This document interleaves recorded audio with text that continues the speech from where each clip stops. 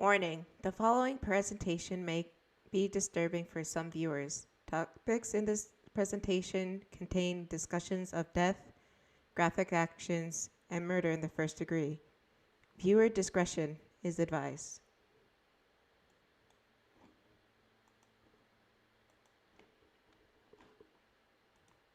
All right, everybody, we're back once again.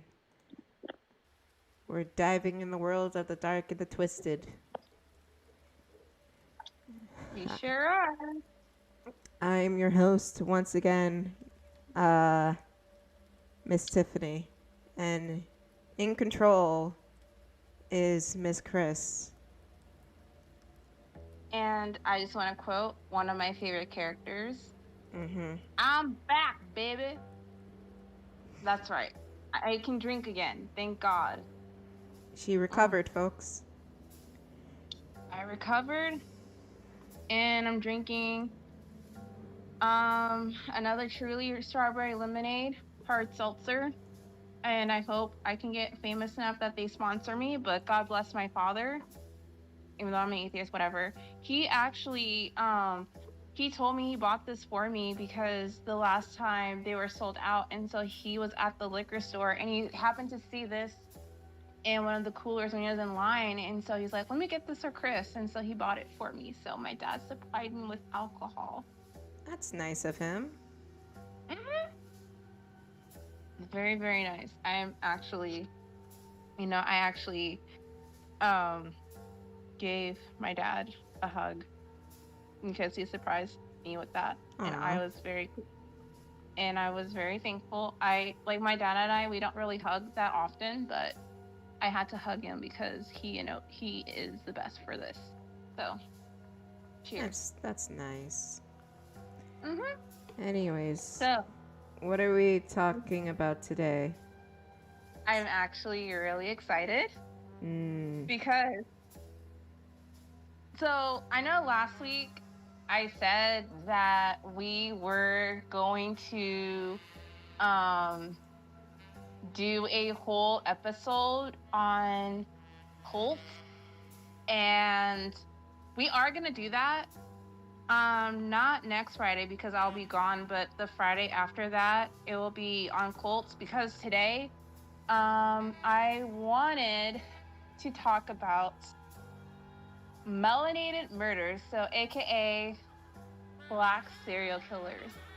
And this is how I came up with this. So I came downstairs a couple days ago just getting my medicine and some water because I was so sick, and my dad was watching TV and he was he was in his room, but I heard this advertisement for a documentary on one of the killers that we'll be talking about today, and it dawned on me, oh, I can do a episode of Daiquiris and Death on black serial killers. And so I thought, you know what, why don't we just do that today? And so I will, I promise, there's one case that I'm saving for last because it's a doozy and you want to save the best for last. So before we dive into the first case, I just want to give a little bit of history on what serial killers is, as well as give you guys some statistics, and then we'll just dive on into the first case. So this goes without explanation. So a serial killer is basically is a person who murders 2 or 3 or more people in 2 or more separate events over a period of time for primarily psychological reasons. There are gaps of time between the killings, which could be from a few days to a few months or even a few years. So, um, this, so I found a list of serial killers from the 20th century to present day, and it's pretty much categorized by the number of victims. And a lot of these cases, this is a little fun fact, the exact number of victims assigned to a serial killer isn't known, and even if that person is convicted of a few murders, there is a possibility that they killed even more.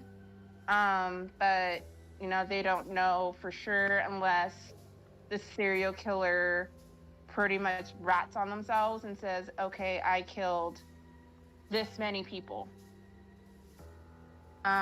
Okay, so organization and ranking of serial killings is made difficult by the complex nature of serial killers and incomplete knowledge of the full extent of many killers' crimes. So to address this, multiple categories are usually provided to more accurately describe the nature of certain serial murders. This isn't a reflection, though, of an individual's overall rank, which may or may not vary depending on personal opinion concerning the nature and circumstances of of their crimes. Um, and so here are a little bit. So here's just a little bit of information. So the numbers are assigned numbers of the victims, but like I said before, we don't know for sure how many victims there are for each serial killer, because a lot of the time the serial killers, they don't want to snitch on themselves. I can't hear. Huh? Can't hear what? Okay. You good? So You good? yeah, I'm good. I couldn't hear you for some reason. No, I wasn't talking. Oh, I was blabbering. Oh, okay. Yeah, I this is all you, man. I have nothing to add but a snippy commentary, and you're just giving history right now, so I have nothing to say. Okay. Okay, so this is another interesting thing that I found out. So these serial killers, it doesn't include war criminals or members of democratic, I think I'm saying that right, governments. So some people like Hitler or Joseph Stalin. Okay, so now we're gonna go into serial killers with the highest known victim count. So the most prolific modern serial killer is someone by the name of Harold Shipman, and he has 218 proven murders. But it's possible that he could have killed 250. But this is just including so he basically confessed to killing 218 people. But there's a possibility that he could have killed 250 people. Mm-hmm. So the next person we have is, I'm gonna butcher this last name. I'm just gonna butcher it, and I'm not gonna apologize because this guy's a piece of shit.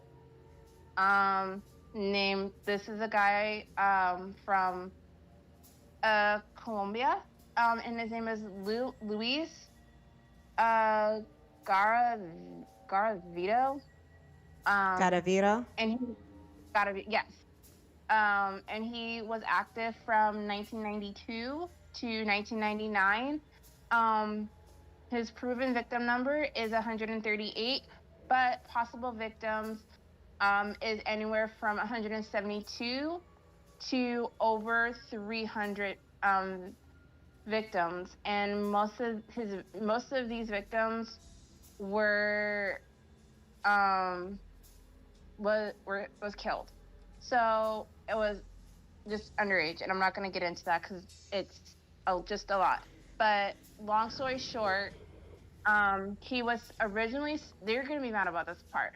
So he was originally sentenced to 1,853 years in prison for his crimes, but because he led the police to a lot of the bodies of his victims, his sentence was reduced to 22 years in prison, and he is scheduled to be eligible for parole in 2023. So, All right. in yes, so in a couple years he'll be eligible for parole, but Keep I it don't going. think he's gonna get Just keep it going. out. So, um, so there is another guy from Colombia named Pedro Lopez. He was active from 1969 to 1979. His proven victim list is 110, but it's possible that he had over 300 victims. And even though he was arrested in 1980 and he was convicted in 1983 of killing 3 girls, but he did claim, like I said, he did claim to have killed hundreds. And even though he was believed to be one of the most prolific serial killers of the 20th century, he was released from prison in the late 1990s. And so we're going to scroll on down to, we're going to go to the States. So Gary Ridgway, excuse me, he is born in the U.S. He was active from 1982 to 2000. His possible victim list is 49, but it is to believed that he has anywhere from 71 to 90 plus victims. He was a truck painter who confessed to killing 71 women. He was also known as the Green River Killer. He was suspected of killing over 90 victims, but he did confess to 71, and he was convicted of 49 of those murders, and he is sentenced to life without parole.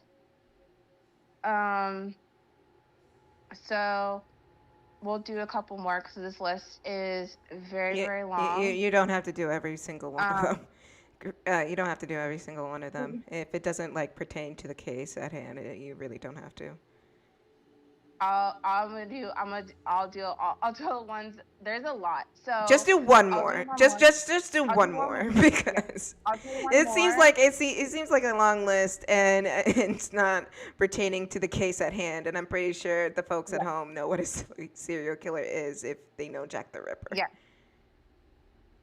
Oh yeah, and then I'll just do one. So one more. So, this guy's name is Juan Corona. He is from the United States. His active year was 1971. His number of victims that he confessed to is 25, but it's to believe that he killed over 25 people. So he was convicted of murdering ranch laborers and burying them in orchards. He was sentenced to 25 to life in prison, but he did die from natural causes in 2019, so very, very recent. So now that we know just a little bit about serial killers and all of that, let's get into the first case, which is the reason why I wanted to do this episode in the first place. And that is the case of Samuel Little. He's also known as the choke and stroke killer. Coke and stroke killer. Yeah, choke and stroke. Oh, stroke it. I thought you said coke. I like he had a coke, and then he Nope. just and then choked, uh, and then stroked some. You know what I mean? Yeah. Nope. The choke and stroke killer. Coke and stroke sounds more cooler though. Yeah, coke and stroke sounds way cooler than choke and stroke. You know, you can be infamous for having a coke, if you know what I mean, and Yes. just like going wild off of the sugar high and be like, Yeah. woo, and then like Yeah. stroke someone to death. Right. But Yes. Yeah. You could do that. You could do. don't do We're that. not saying do Don't it. do that. Don't No, do no, that. we're not saying that. Don't do it. Oh, don't do Don't it. do that. Mm-mm. Next thing you know, we're gonna be on a top 10 list of like inspirations for serial killers or some shit like that. Yeah. I was gonna say America's Most Wanted, but that has not been a No, thing in no. years. I mean, it's still a thing, but it's not on TV no more. Yeah. It's not. I mean, Good show. I was gonna say it's on Netflix, but that's Unsolved Mysteries. Yeah. Unsolved Mysteries is also a very good show. Yeah. So we're gonna get into Samuel Little. So here is a little bit about his early life. Okay. So he was born on June 7th, 1940 in Reynolds, Georgia, to a mother he claimed was a sex worker.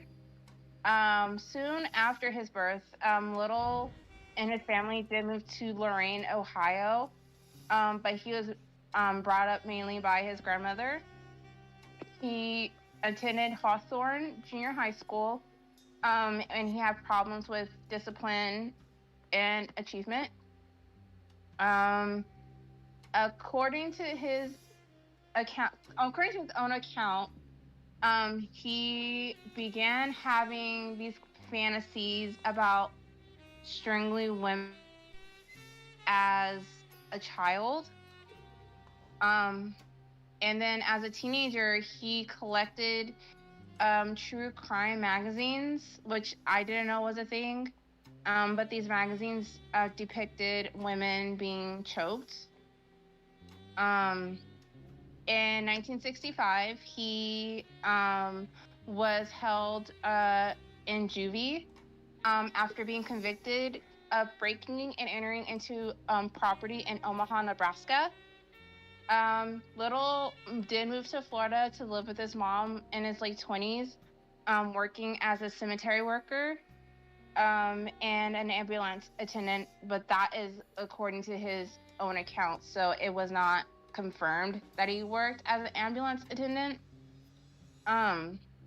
He said, so according to him, he said that he, quote, began traveling more widely and had more run-ins with the law.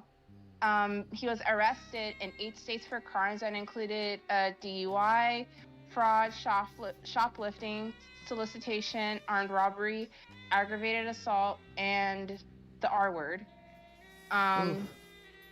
And in prison, according to Little, he claimed that he took up boxing during his stints in prison, referring to himself as a former prize fighter. So he was definitely one of those guys who just You mean those guys? was he those guys that the prison guards bet on to win, like in the cage fights or something? Yep. Because I heard those were a thing. Oh, he was? Okay. Yep. Yeah, okay. Yep. All right. Okay. So we're gonna start getting into his crimes. So in 1961, he was sentenced to 3 years in prison for breaking into a furniture store in Lorain. He was released though in 1964. But by 1975, he had been arrested 26 times in 11 states for crimes including theft, assault, attempted, you know what, fraud, and attacks on government officials. In 1982, he was arrested in Pascagoula, I think that's how you say it, Pascagoula, Mississippi, and charged with the murder of 22-year-old Melinda Rose Lapre, who had gone missing in September of that year. A grand jury declined to indict him for her murder. However, while under investigation, Little was extradited to Florida, and he was tried for the murder of 26-year-old Patricia Ann Mount, whose body was found in September of 1982. Prosecution witnesses identified Little in court as a person who spent time with Mount on the night before her disappearance. And due to the mistrust of witness testimonies, he was acquitted in January 1984. Dang. So, yeah. So after all this happened, he moved to California, where he stayed in the vicinity of San Diego. And you would think after all this happened, he would just go on the right path and just be a better person. Nah. But Nah. He did not. He didn't. Nah. Why would he? Not at all. Why would he? Yes, exactly. Why would he? If he could get away with it once, he can do it again. Because I guess he got a high from what he was doing, so he just going on. So, in October of 1984, he was arrested for kidnapping, beating, and strangling 22-year-old Lori Barros. And she ended up surviving, thank fucking God. 1 month later, he was found by police in the backseat of his car with an unconscious woman who was also beaten and strangled. In the same location as the attempted murder of Barros. He ended up serving 2.5 years in prison for both of these crimes, and he was released in February of 1987, which he ended up moving to LA and committed at least 10 additional murders. And so after this, we're gonna get into, I did give you a quick little video of his confessions, and I'll explain his confessions later on. But you want me to play it now? Yes. And then we'll listen to his confessions, and then afterwards I will tell you guys about how he was finally arrested, and I will also explain the trials and just everything else, because this whole story is very she complex. All right.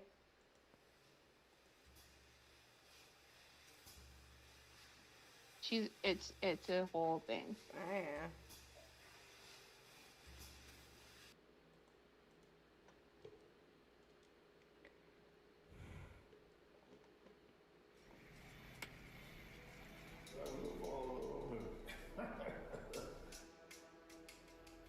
When he died, all your favorites, all belong to you. What you're listening to has never been heard before. I see. What you do is I sang with you. Ain't much I could do.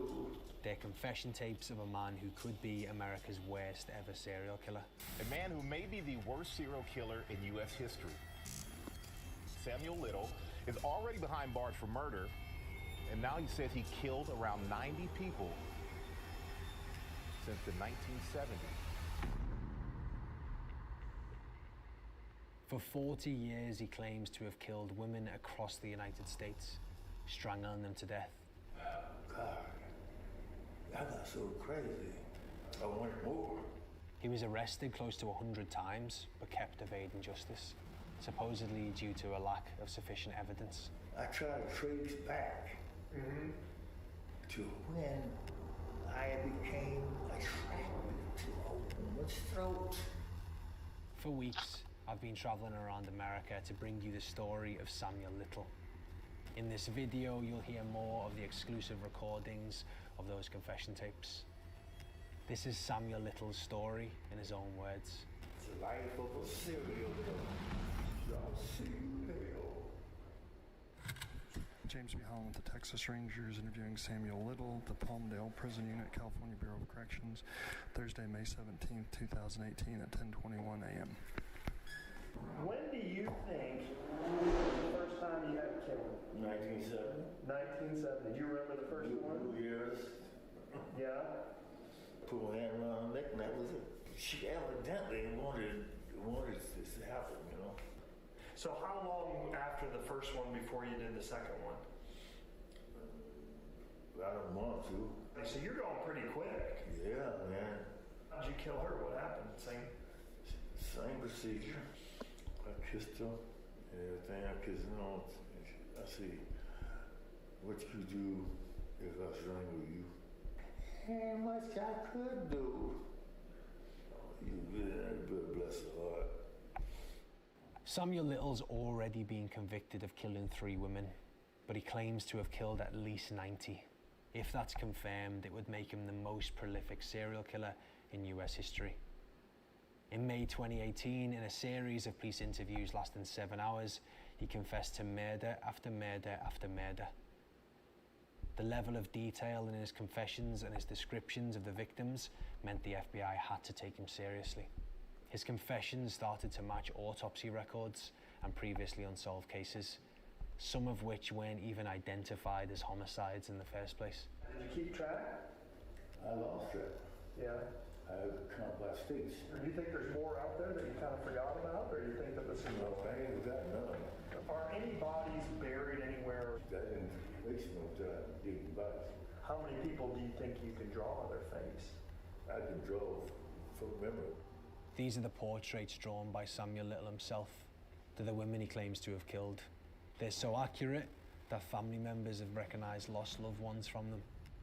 The disappearance of most of these women went unnoticed for years. Samuel Little claims to have killed across 19 states in total.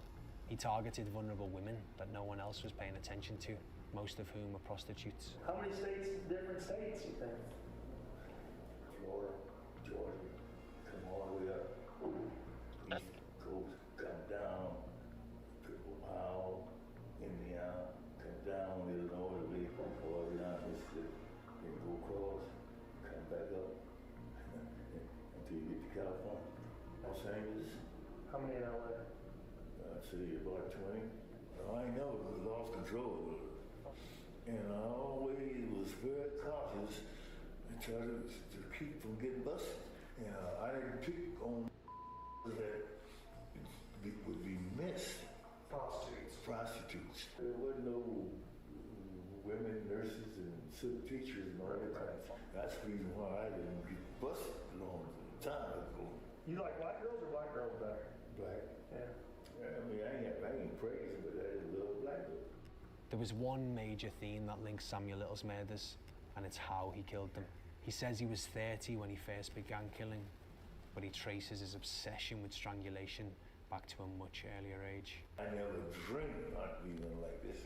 So why do you think you became what you are? You know what? I try to trace back to when I became attracted to a woman's throat. Right. I remember going to school in Lorraine, but I noticed that when I was in school, 4 or 5 years old, the teachers met. She turned me on, made me dick hard. I know she used to do it like this. Oh, she rubber now? She'd be teaching me, yeah. What attracted that shit to me?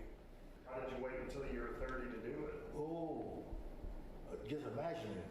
Would imagine it was. Yeah, I didn't think it was, I was gonna make it into reality. Yeah. I didn't go crazy on it until all of a sudden, Yeah. I wanted more. Yeah. And so I asked the good Lord, I said, why me? Do you believe in God? Yeah. So do you need to clear your conscience before you go? Or is that a one-way conversation with him? Well, the point with God is I never told anybody. Oh, shit. The more Yeah. you listen to Samuel Little, the more No, horrific the story no, becomes. something else. The women he targeted, how he killed them, was the perfect storm that let him hide in the shadows for close to 40 years. Although he's now behind bars, for many of the families, justice came decades too late. See, it's a strange thing about these women. See, a lot of these women, they have a death wish. They want to die? Yeah. If they was alive to this day, they'd be my friends. If they were alive today, all those girls would be your friends. They didn't die mad at me. They was my friend. Right.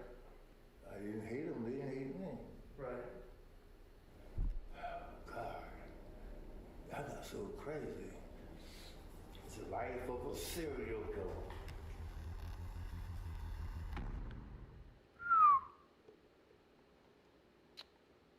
All right. Okay. I don't know. I have no comments right there. He was that. And you know what? I'm not totally shocked that he would have like some infatuation with something like that. Yes. It's still fucked up. Don't get me wrong. Yeah. But I'm not completely surprised that he would be like, because that's what all serial killers have, is that obsession with that one thing. Whether it be like the neck or the throat, I mean not the throat, the chest or the stomach or any other of the sort. It's not surprising that he has some obsession with it and he wanted to act upon it. It's right. Don't get me wrong, it is still messed up, but yes, it's not it's common for any serial killer to have that sort of urge to just dive in there and just ravish it or something like that. Right. And I'm not, and I agree, I'm not completely surprised either that this happened and he acted upon these urges, because we have seen serial killers who basically acted on their urges, like Ted Bundy or the Barbie and Ken murderers, or even the Zodiac killer.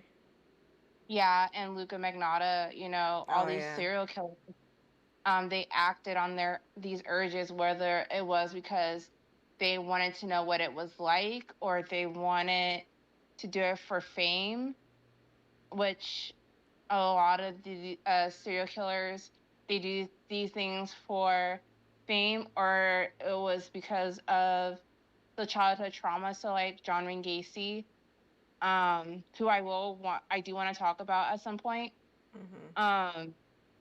because his case is just so fascinating, and he was one of the first serial killers I've gotten into. They act they have this childhood trauma, and they feel like the only way, or even Ed Gein, like we talked about last week, who basically killed women because they reminded him of his mother. Yeah. And so, I'm not excusing what they did. Like, No, I'm not absolutely excusing not. It's like, just, I'm not. it's not surprising that they do what they did because they have some sort of urge they want to fulfill or need. Right. It's not good. It's not right. That's not, we're not saying like we're supporting these people at all.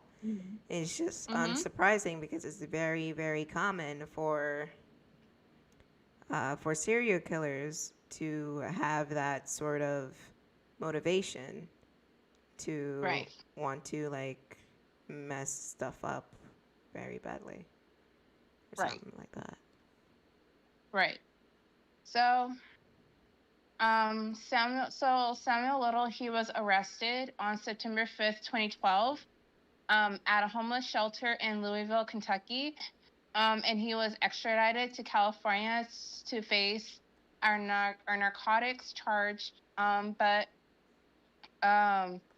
authorities did use DNA testing to basically confirm that he was involved in the murders of Carol Eileen Elford, who was killed on,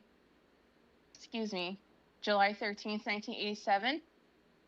Guadalupe Duarte Apodaca, who was killed on September 3rd, 1987, and Audrey Nelson Everett, who was killed on August 14th, 1989. All three women were killed, and they were later found on the streets of Los Angeles. He was then extradited to LA, where he was charged on January 7th, 2013. A few months later, the police did say that Little was being investigated for involvement in 36 murders committed in the 80s, which until then had been undisclosed. But in connection with the new circumstances in Mississippi, the LaPree murder case was reopened. So in total, Little was tested for involvement in 93 murders of women committed in most of the United States. So, we're going to get into the trial and everything else, and I will talk about the confessions some more in detail. So, he was tried for the murders of Elford, of the three women before. We discussed before in September of 2014. The prosecution presented the DNA evidence as well as testimony of witnesses who were attacked by the accused at different times throughout his criminal career. On September 25th, 2014, he was found guilty, and he was sentenced to life imprisonment without the possibility of parole. But on the day of the verdict, Little still says that he was innocent. He was serving a life sentence at the California State Prison in LA County. But he ended up passing away on on December 30th, 2020. So just last year at the age of 80. So now the confession. So on November 9th, 2018, he confessed to the 1996 fatal strangulation of Melissa Thomas. On November 13th of that year, that same year, he was charged with the 94 murder of Denise Christie Brothers in Odessa, Texas, after confessing the crime to a Texas Ranger in May of 2018. He did plead guilty to that murder on December 13th, and he received another life sentence. The Ector County, Texas District Attorney and the Wise County, Texas Sheriff's Office announced on November 13th that Little had confessed to dozens of murders, and he may have committed more than 90 across 14 states between 1970 and 2005. On November 15th, 2018, the Russell County, Alabama District Attorney announced that Little earlier that month confessed to the 1979 murder of 23-year-old Brenda Alexander. Her body was found in Phoenix City, Alabama. On November 16th, Macon, Georgia Sheriff's announced that Little had credibly confessed to the 1977 strangling murder of an unidentified woman and the 1982 strangling murder of 18-year-old Fredonia Smith. In the fall of that year, Little confessed to the 1982 murder of 55-year-old Dorothy Richards and the 1996 murder of 40-year-old Daisy McGuire, and both of their bodies were found in Houma, Louisiana.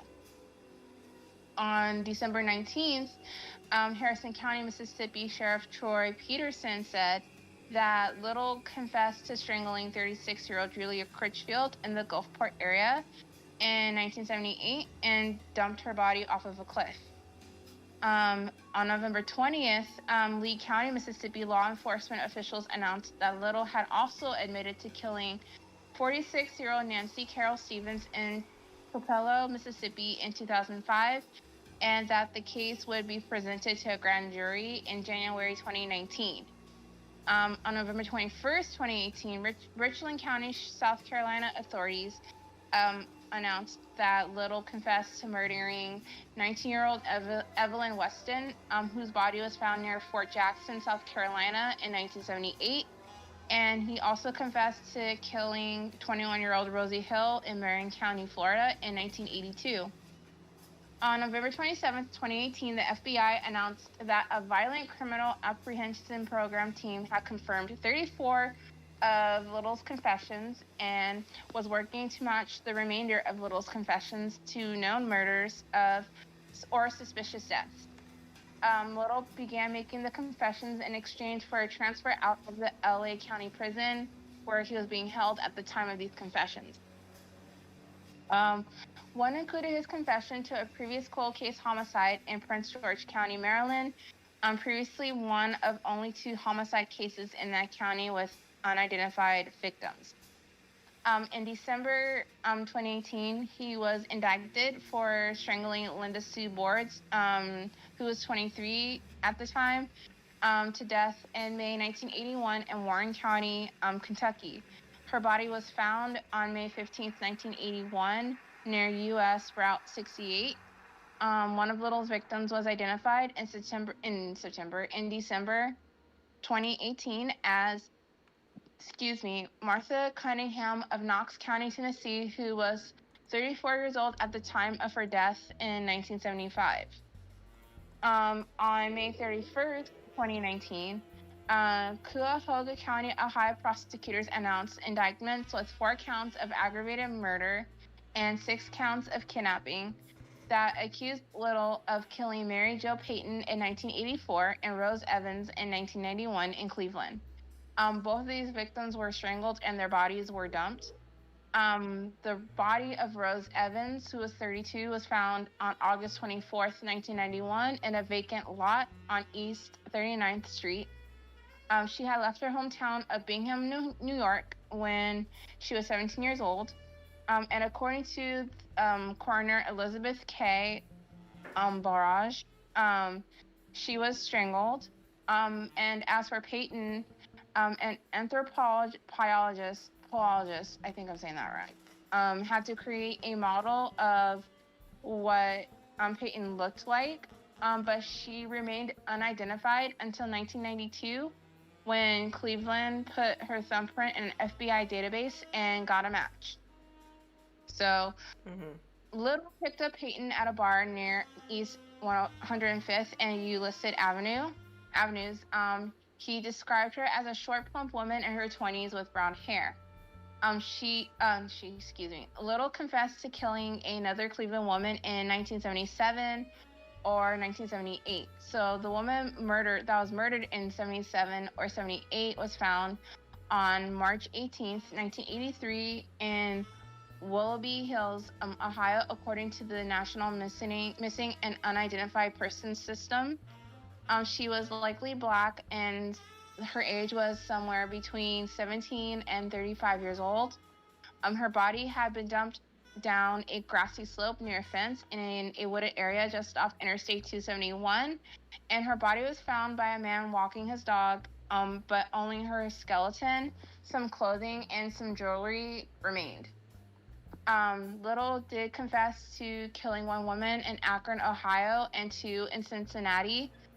One of the bodies was dumped outside of Columbus, Ohio, and one woman he met in Columbus and disposed of in Kentucky. Of the 2 women Little murdered in Cincinnati, one was identified as Anna Stewart, and she was 33 at the time of her murder. Her body was dumped in Grove City, Ohio.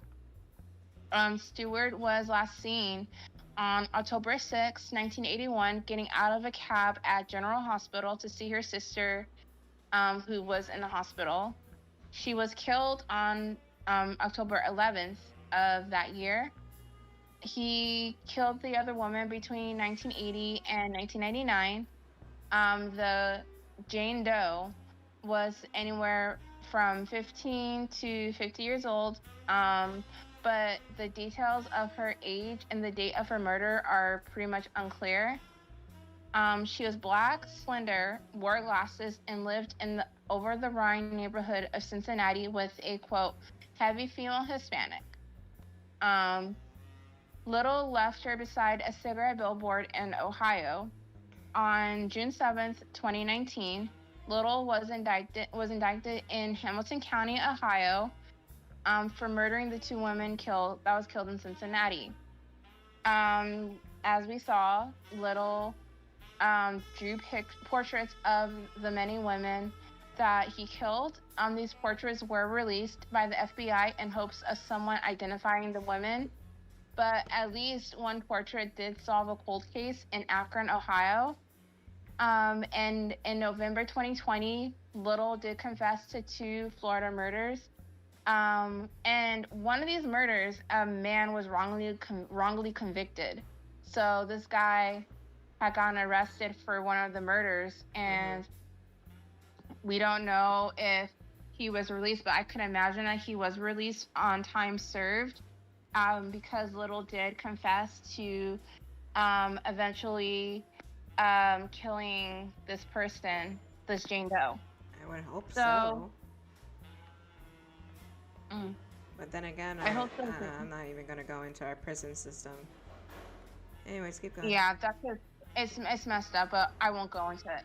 So, altogether, so the confirmed murder victims were Annie Lee Stewart, Mary Jo Payton, Carol Efford, Guadalupe, Audrey Nelson Everett, Jane Doe, Rose Evans, and Denise Christie Brothers. So the suspected murder victims. So according to the FBI, Little did confess to these murders, and he did provide sketches for 26 of them, but not all of these individuals have been confirmed to be linked to specific known murders. So we won't know for sure because obviously he dead. He dead. So we have he go. Yeah. So we have Mary Jo Brosley, and she is described as a white female, approximately 33, and this is one of the sketches that Little provided, and the date of her murder was December 31st, 1971, and the location was Homestead, Florida. The next person, they just named her Linda. Her death was in 1971 in Miami, Florida, and she is described as a black female, approximately 22 years old. The next one is Marianne, and the date of the murder, it wasn't confirmed, but the authorities believe that it was anywhere from 1971 to 1972. It took place in Miami, Florida, and this was a black trans female, approximately 18 years old. And then we have a unnamed black female, again in Miami, Florida. It's to believe that this person was possibly affiliated with the Air Force, but again, not confirmed. And this also took place between 1971 and 1972. So we have a unnamed white female. This murder took place in Prince George's County, Maryland, and they believe that it took place in 1972. This was matched to a known Jane Doe case. They assume that this woman is from Massachusetts, and she was anywhere between 20 and 25 years old at the time of her murder. So we have another unnamed white female. This took place in Kendall, Florida in 1973. She is to believe that she was approximately 45 years old, possibly from Massachusetts as well. And both this victim and the next victim are possibly described to have the same first name, which is Sarah. So Now we're going to go into Sarah Brown. And her murder took place in 1973 in New Orleans, Louisiana. Her age is unknown, and she is believed to have worked at a local restaurant on Canal Street. Then we have a unnamed Black female from Savannah, Georgia. Her murder was in Savannah, Georgia, excuse me. And that took place in 1974. And they don't know her age, but they assume that she was probably 22 or 23. So we have another unnamed Black female whose murder took place in 1974 in Cincinnati. Her age is unknown, and Little confessed to dumping her body in Columbus, Ohio. And currently the authorities are working on getting this case solved. So we'll probably hear something about that case, and we might hear, get a confirmation of her name and age, but I just don't know. So we have someone named Emily. Her murder took place in Miami, Florida in the mid-1970s. She supposedly was a Black female between 23 and 24 years old, and she possibly worked at the University of Miami. So we have a unnamed Black female. Her murder took place in 1975 in Knoxville, Tennessee. And the only information we have is that at the time of her murder, she was possibly 25 years old. So another unidentified Black female, her murder took place in Wichita Falls, that's a hard word, Texas. And it took place between 1976 and 1977. Her age is unknown. The disposal location of her body is unspecified, but it is stated to be near the city that we just talked about. And there is a sketch that Little did provide of this victim. So we have someone that goes by Joe. Her murder took place in Granite City in Illinois between 1976 and 1979. She was described as a Black female, possibly 26 years old. And Little may have picked her up in St. Louis, Missouri. So we have a unnamed Black female. Her murder took place in East St. Louis, Illinois between 1976 and 79. Her age is unknown, but it is to believe that Little picked her up in St. Louis, Missouri.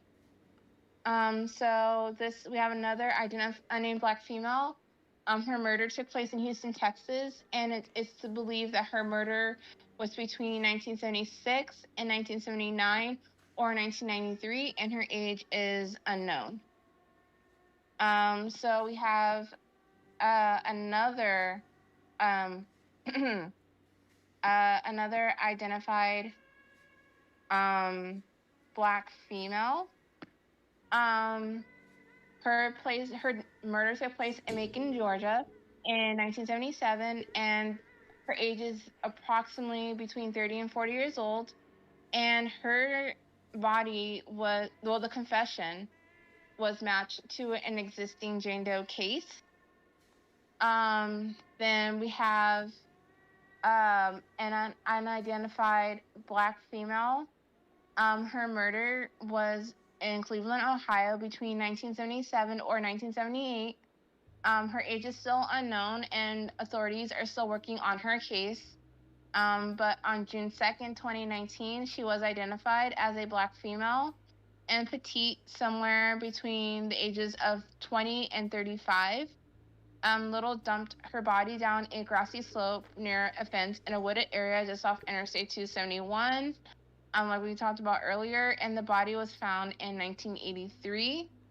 And it is to believe that she was anywhere from 17 to 24 years old. Patricia Parker, her murder is to believe to been taken place between 1980 and 1981 in Dade County, Georgia. It is to believe that she was approximately 25 to 30 years old at the time of her death. This confession was matched to an unknown Jane Doe case. And on October 8th, 2020, Hamilton County positively identified her by a DNA match. Which that is technology, especially because we can sit here and talk about the criminal system, but I will Mm-hmm. all day long negativity behind it. But I will say this: the technology from that has come out of the justice system has improved a whole lot, because I know back then there wasn't a whole, like, DNA testing wasn't really a thing. And so now that we have this technology to positively identify, John and Jane Doe cases just by doing a simple DNA match is absolutely fascinating to me. Mm-hmm. And I just, which is cool though, because like we haven't been able to do that before. And so now that we're able to do that and get justice for, the families of the victims, I think that's really cool. Um, What I find cool is like when they get a forensic artist to come in and yeah, like accurately recreate a like a model of a human face just from the skull. Like, and they can yeah, tell like their race, their age, uh yeah, their gender just by yeah. looking at the skull, and I find that so fascinating. I do too, especially when they talk about, because I know they do this a lot for like missing persons case, the age progression Mhm. is so interesting to me. Like how It's really, like they can accurately portray how they would look like when they're from like a 12-year-old to like to 25. yeah, it's crazy. Because like back then they weren't able to, like, especially like in the 80s and 90s, they weren't able to do that. But now that we have the programs, like the No, computer programs to do that. even back then people were able to do that. That's what I'm saying. They were even without the technology at hand, they still were able to like study like a skull and determine who they were. Right. And that's how they got like faces back then before the technology and all the databases. Um, that's how they get like pictures of like people and stuff like that. That's how they accurately got a description of the Zodiac killer. Yeah, and even the Golden State Killer, they were able to do that, which was fascinating. And I still have to read that book Like because I haven't read it yet. you have to be like, yeah, technology progression is fascinating and all, but still how they got like serial killers and criminals back then with the limited technology they had, Yeah, it's fascinating because we're like it is. because we have the internet and stuff like that, and we can easily like find a person off on Twitter Right. or in out in the world, and we can make a post saying, hey, police, are you looking for this guy, and stuff like that. But they didn't have it back in even the 90s. They didn't have that. Yeah. So it's just fascinating because we grew up with like all this stuff somewhat. Like we're in the weird stage where like everything was changing and going towards technology, but we still know how it worked back then. Oh yeah. Oh yeah. But like our generation could adapt so easily to the technology and everything like that without getting lost, but we still knew how things are operated back then, like, and Yeah. stuff like that. But Yeah. so like I can tell you like firsthand, like the technology today is like I don't know how to describe it, but it's so advanced, and the fact that you can like get caught walking down the street from fucking Subway or something, and Right. like just a random person can just see you and you can get caught by that way. Right. Or uh or maybe you're like on this is how I think Gypsy Rose got caught. She Mhm. made a Facebook message and she didn't turn location off, so they could easily trace her IP to her boyfriend at the time house. Yeah. Yeah, yeah, yeah. So and it's just so fascinating, at least to me, of how like Mhm. not even that, but how serial killers are getting a little bit smarter because they know this type of things. And it's Yeah. just, I mean, to me, I'm not saying to do it. I'm just saying it's fascinating, like how they work around it. Yeah.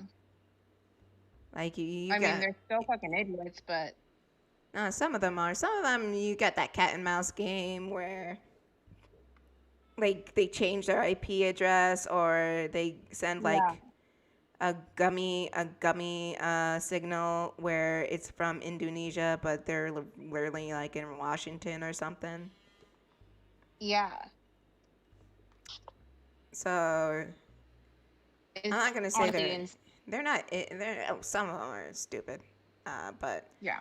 um like leaving your location on that was pretty dumb, but um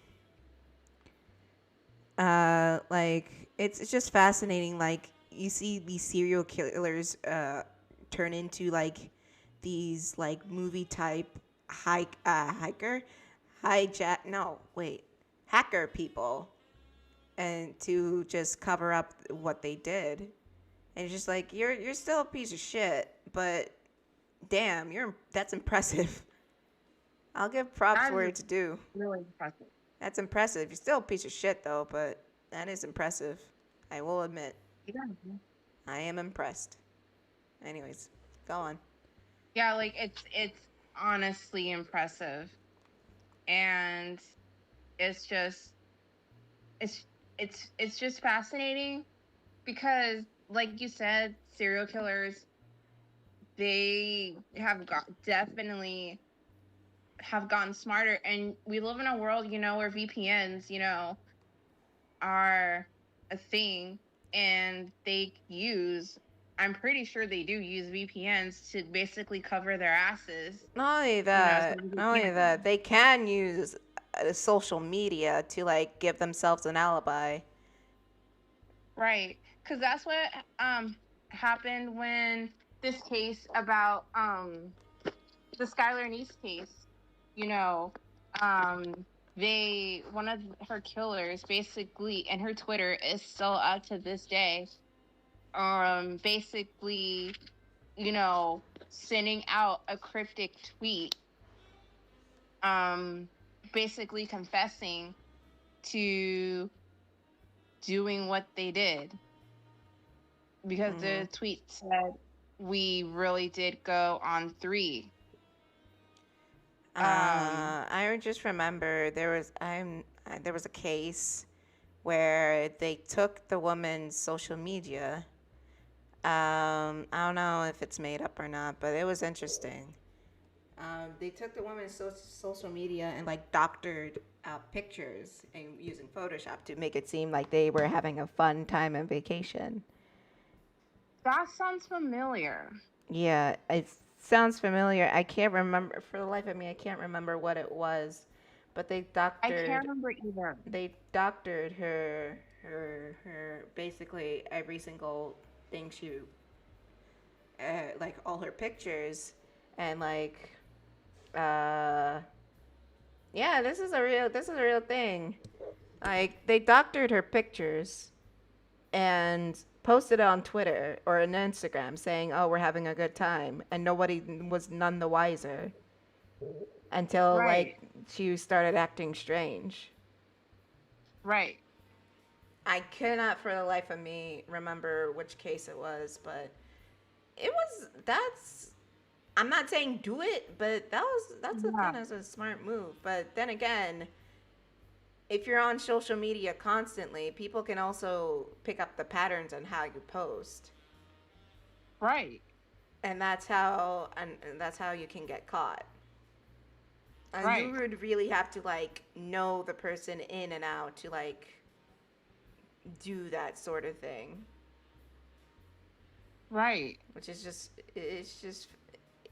I mean, for me, if like if I don't really go on social media, but if someone you try to use my social media to like hide their crimes and take like vacation photos, like people will know like that's not me because I never ever post pictures and I hate taking pictures. Right. Like that's a Right. telltale sign, so I would be a bad target for that. But it's neither here nor there. Yeah, honestly, same, especially if some people use my Instagram because everybody knows, like, I did use Instagram a lot before, but now I don't really use it. So if you see, like, my social media, just my Instagram, just all of a sudden, just like blowing up with pictures and text messages, not text messages, just pictures in general, then you know that something is up because I don't post like that anymore. So if you see me posting like that, then yeah, something's up. Something's wrong. Something's wrong, something's up, and don't trust it. Yeah. And plus, like, Um, obviously, I keep it scheduled on here. yeah, So if I don't say anything, and I don't appear on here, then you know something's wrong. Or I don't tell right, Kris that I'm not going to be able to stream. yeah, Then you know something's wrong. Cause right, before we go on, I messaged her about a few hours before,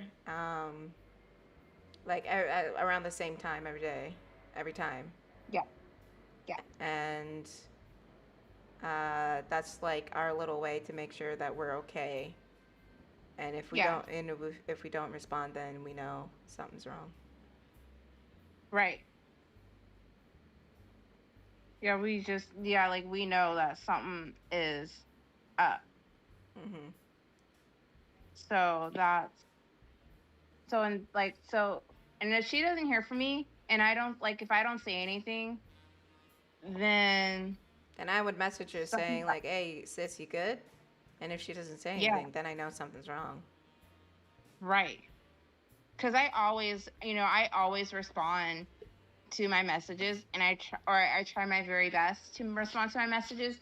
So if you don't hear from me, then something's wrong. Mhm.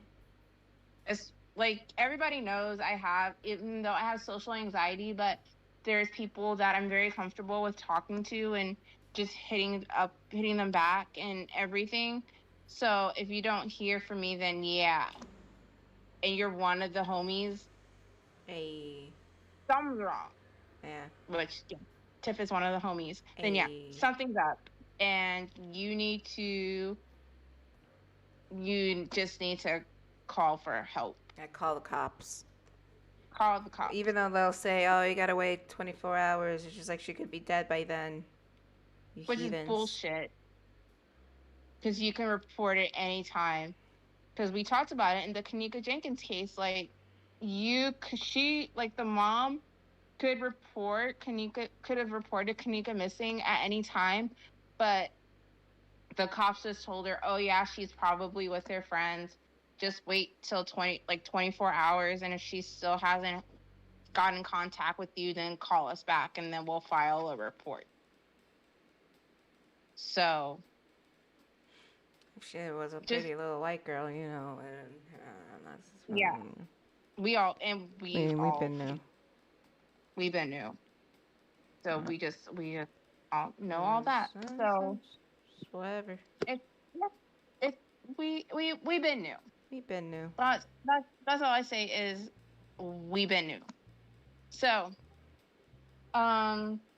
No, you keep going. So we have another unnamed white female. Her murder was taken place in northern Kentucky in 1984. Her age is unknown. She was possibly picked up from Columbus, Ohio. And Little did provide a sketch of this woman. She is described as a 25-year-old white female. And they met out. He picked her up outside of a strip club. He remembers her as being anywhere between 5'6" and 5'7", and 130 to 170 pounds. And Little described her as having short blonde hair and blue eyes with a, quote, hippie appearance. And he was alleged, and she was alleged to have a mother in Miami, Florida. And then we have who Little confessed about this murder, a woman named Priscilla Baxter Jones. Her murder took place in West Memphis, Arkansas. And her murder took place between 1984 to mid 1990s. She was described as being approximately 28 or 29 years old at the time of her murder. And she may have been picked up in Memphis, Tennessee. Little's confession did match to a known Jane Doe case. The family of Zena Maria Jones recognized the sketch as their missing relative. A man named Anthony Jones stated that the sketch resembled his mother, Priscilla Baxter Jones, who was killed in 1997. And Little did confess that he killed this woman and dumped her body in the Mississippi River. And then we have, next person is a woman by the name of Frances Campbell. Her murder took place in Savannah, Georgia, and took place in 1984. She was approximately 23 years old at the time of her murder. Little is suspected of asking Campbell for a date at a bar near the intersection of Montgomery Street and Victory Drive in 1984. Her body was discovered in 1985 on top of a pile of debris from the construction of Interstate 516. Savannah police matched Little's description of Campbell to a missing persons case. A Chatham County, Georgia grand jury indicted Little in December 2019 for this murder. So we have 5 unnamed black females and a female that went by the name Granny that was murdered in Los Angeles, California in 1987. A couple of their ages are unknown. One was described as approximately being 19 years old at the time of her murder. Granny was described as a black female who was approximately 50 years old at the time of her murder. Another woman was believed to be probably 22 or 23 at the time of her murder. And another female was described as being 26 or 27 at the time of her murder, and Little did provide a sketch of this victim. So we have another one her name is Anne. Her murder was in Phoenix, Arizona in 1997. She is described as a white female. Her age is unknown, and there is a sketch of this victim. So a little bit more about his personal life. He had a long-term girlfriend named Jean who has since passed away, and he supported the both of them through shoplifting for many years. He did use a wheelchair, and he also had a heart condition and diabetes. He did die on December 30th, 2020 in an LA County area hospital.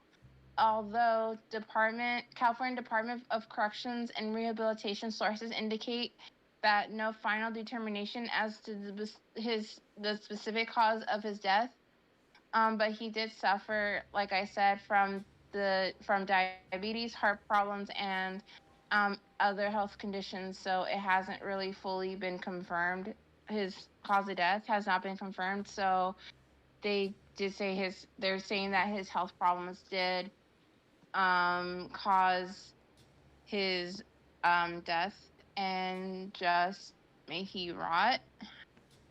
That's all I gotta say is may he rot, and I hope that these families who has been confirmed that their loved ones were killed by Little got some justice, and I hope that those who are still looking for justice for their family and looking for confirmation that their family members were killed by Little or just by anyone, do get justice.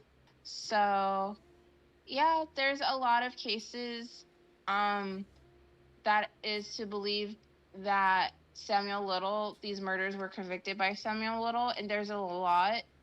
But you guys can look online because it's just a lot of information, and I didn't want to bore you guys to death.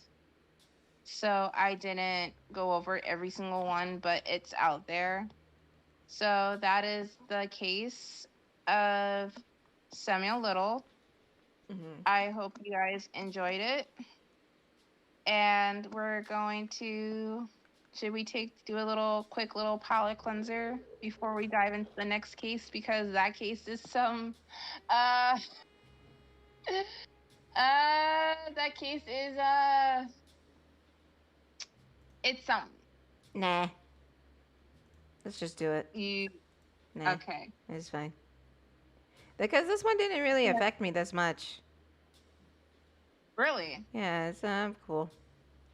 He's just like, yeah, he had an obsession with Nexus. It's fine. It's whatever. Yeah. It's whatever. Well, loser. This case is about to be a thing. Oh, great. So you might want to prepare yourself. All right, let me get some. I'm gonna get some. Be right back. Yes, get something because you're gonna need it, Tiff.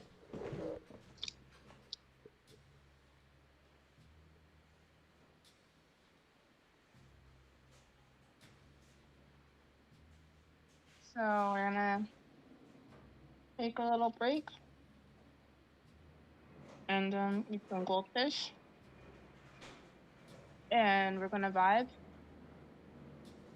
a little bit because this case is gonna be a doozy. And yes. All right, I'm ready. You ready? Yeah. All right. So, if you want to know more about this case and the stuff I cannot say, Google it. Brittany Vaughn did an excellent video on this dude and what he did. So, I highly recommend you check her out, and you need to just subscribe to her because she reached 100K subscribers like a month ago, and she deserves more subscribers because she's funny. Her makeup is bomb, and she just has a way of telling these cases in a way that keeps you entertained and want to know more. Damn, and she's black. So, and she's black. So, support your girl Brittany Vaughn. Like, she's great, and she is just, and she's very, she's really good at like communicating with her community. Like, she makes you feel like you're friends with her, which is another thing I like about her. Like, she's just so down to earth. But I gotta say, these matcha Pocky sticks, they're fucking delicious. I almost got those the other day, but I didn't know if I would like them. Oh, they're fucking good, dude. Matcha isn't for everybody, but I drink green tea every fucking day, so. I fucking love matcha. So good. Anyways. It's so good, and matcha ice cream is delicious, but anyway. Oh, anyway. fuck yes. I should have got matcha ice cream. Damn. Yeah, last time I had it was when the sushi place in my house gave it to me for free because I wrote them a very sweet note and they gave me some ice cream for free. Like So, matcha ice cream on top of a brownie. ooh, yes. So Oh my good. God. Anyways, I have to try next that. But the anyway, next case is what this guy, this this yes, this motherfucker right here. we're gonna talk about Marcus Weston and his vampire cult. What? Yeah. All right. That's all right. Yes, All right. a vampire. I said it very. Yes, a vampire cult. All right. So let's get into it. Mm-hmm. So, a little bit about this dude's personal life. So, he was born in Kansas on August 22nd, 1946. He is the oldest of 4 kids. His parents are named Benjamin and Carrie Weston. He was raised as a member of the Seventh-day Adventist Church, which is just a Protestant Christian denomination.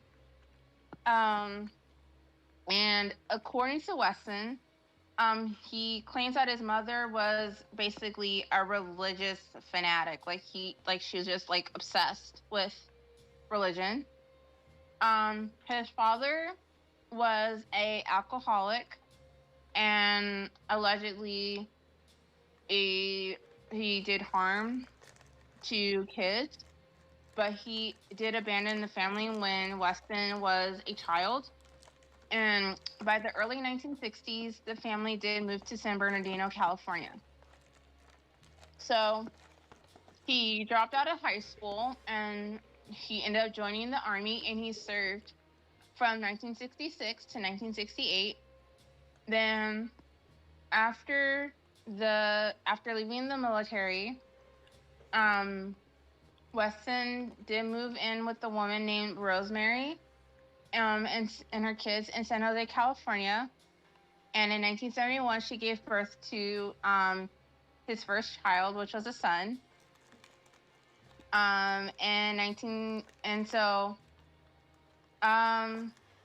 They did end up. So Weston ended up marrying, instead of Rosemary, he ended up marrying her daughter Elizabeth, and Elizabeth gave birth to their first child 4 months later. And altogether, guess how many kids they had? 11. Less than that. 7. 10. Ah, I was close.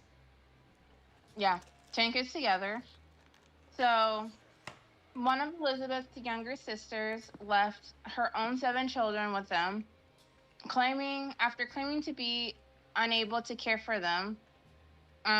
Weston never really had a steady job. He basically lived off of welfare, and he had basically all of his adult children work, and they were expected to give Weston all of their earnings.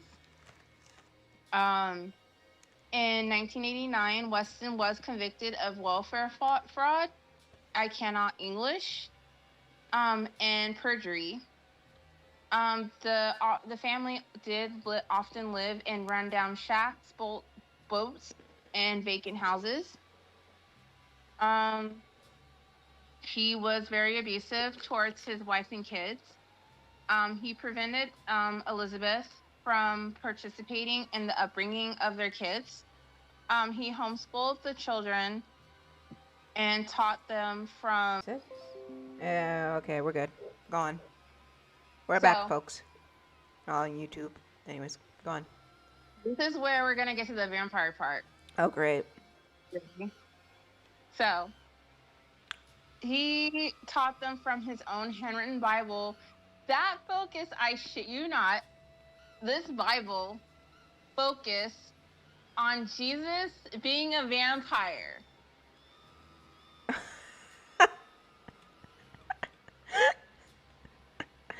Yeah. No, I just imagine fucking Edward Cullen being Jesus. It was the Twilight, like, bullshit.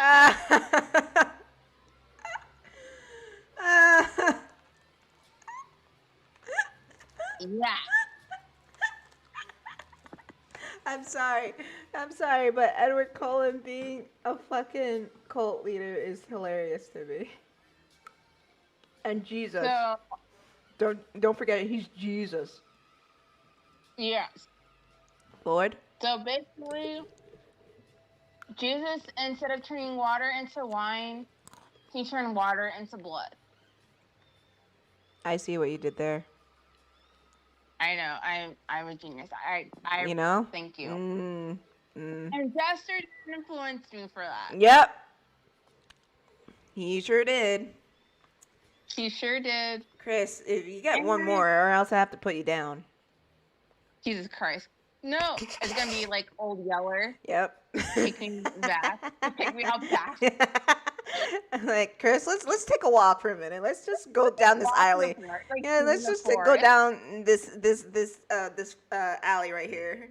You know what? This alley right here. You're not gonna get robbed or anything. I promise. You just let's just take a walk. Why do you have a gun on you? Don't worry about Don't it. worry about Yeah, don't worry about it, man. There's nothing. You have nothing to worry about. What do you mean? What do you mean? Don't Whatever don't do worry you about mean? it. Don't worry about it, man. What Shoot. gun? What gun are you talking about, man? Ain't nothing, no gun over here, man. We're all Gucci, we're all I'm cool. gonna be like, yeah, don't worry about it. It's like that bit on King Grumps with the 18th century boy that Dan came up with, and he's like, "Where are we going, Father? Why is there only one life jacket, Father? It's so big." Like that's Thomas the 18th century boy. Yes, but I'm gonna be Old Yeller if I make one more joke like that. She gets one. That's all I'm gonna say. She gets one more. Just one more. And if this happens, then just blame Jester. And when in doubt, blame Jester. Yeah, when in doubt, blame Jester. So, this Henry Bible basically accused Jesus of being a fucking vampire. So he told the children that he was God, and he had them refer to him. Wait, guess what he made the kids refer to him as? Dracula or some shit. Nope. Well, You want to know? like Nosferatu or something. Nope. Although that would be good, but nope. What is it then? Master or Lord? Boo. Boo. Yeah, it was Master or Lord. It was Master or Lord. Ew. He also taught the children to be prepared for Armageddon, and that I'm not going to get into it, but because it involves some sticky topics, but basically saying that, so we're going to skip over that because that is just a whole thing and I can't say it. Okay. So the girls, they weren't allowed, so the girls had rules. So the girls, they weren't allowed to talk to their male siblings or their mother. But both male and female kids, they were physically abused. And so that's pretty much all I can say, because if I say any more, we would be demonetized, we would be canceled, it will be a wrap. But just look him up and you will be able to find out about the shit that he did. Was he a P word? Yes, but also the I word. That rhymes with pest. The I word. That rhymes with pest. Oh. Never mind. Yeah. Dad, man. Yeah. And I can't say it. Yeah. So, um, so we're gonna talk about the murders. Now that we talked about the fucking vampire cult, because that was a thing for some fucking reason. You know, He said that Jesus was a fucking vampire. Jesus was Edward Cullen. Yes, Jesus was. He basically, well, yeah, he was Edward Cullen, and that he drank blood instead of wine. It's you know it's fine. Makes sense. No, what do you mean it makes sense? It makes sense. Yeah. It makes sense. Oh yeah. So altogether, his family was huge. Huge. There's 20. There's 20 people in this family. I mean, dude, pull out, man. Like pull like the fuck out. And so a little bit more about this vampire bullshit.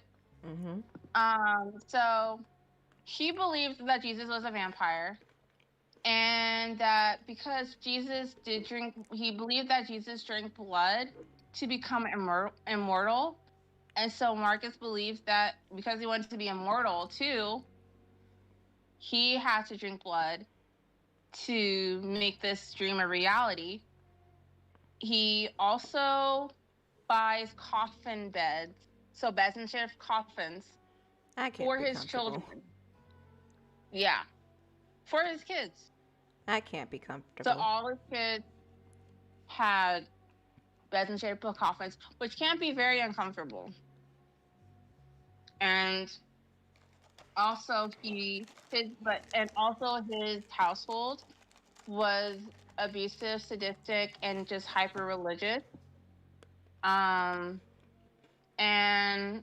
according to him, his mother would make them have Bible school at home and would basically beat him and the rest and his siblings with the electric cord. His favorite game growing up was called playing preacher.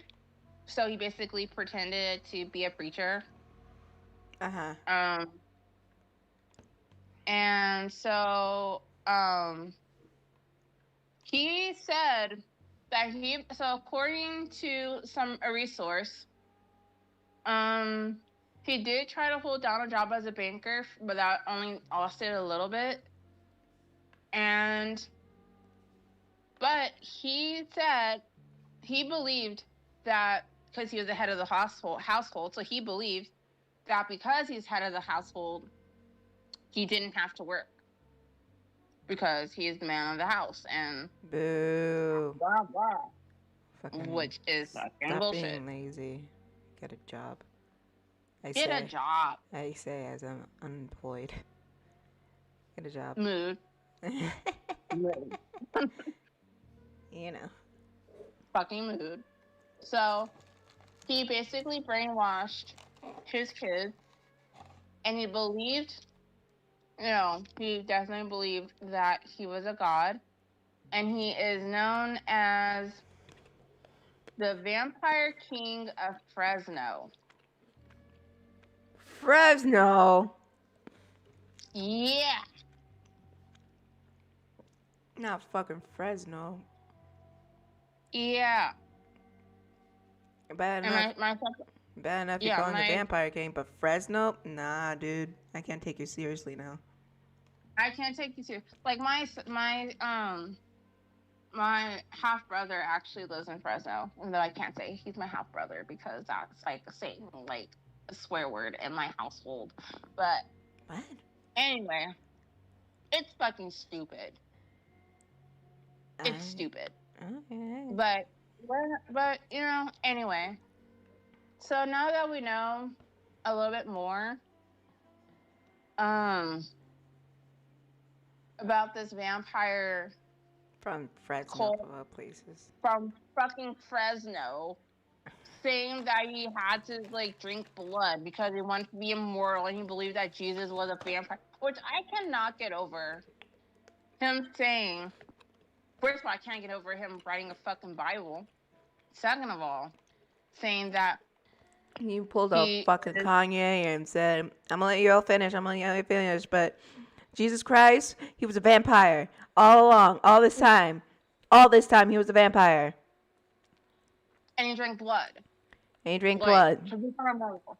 And so I gotta do it too, because I want to live forever. And we gotta get ready for the world to end, blah, blah, blah. And you gotta refer to me as master or lord. Like, don't call me dad or pops. Call me master or lord. How about we call you a fucking nerd? Yeah, you fucking nerd. And he said that, and Marcus, you know, he seemed eager to take on this big family of 20 because he believed that they needed a shepherd to guide them. Oh, come off it, man. Fucking bloody hell. Yeah. So he was a shelter, like a shepherd. So so his idea of shepherding the family was basically to rule them with the iron fist. And a lot of people were wondering why this woman, named Maya Torina, I think I'm saying it right, didn't protect her kids from Marcus. And it is to believe that her obedience was most likely the result of profound fear of Marcus or brainwashing, or even both of these reasons. But he didn't break the cycle of abuse. One of his sons basically recounted about being hurt for 30 days, all because of stealing a spoonful of peanut butter. Because the baby was believed, hungry. He got punished. Yes. Trash. And he also believed that this world was full of sin, and because he believed that the world was full of sin, he isolated the family and he forbade his family basically to have contact with outsiders.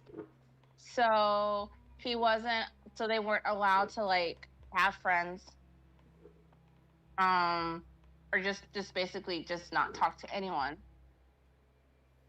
And even one of the sons, or one of the kids,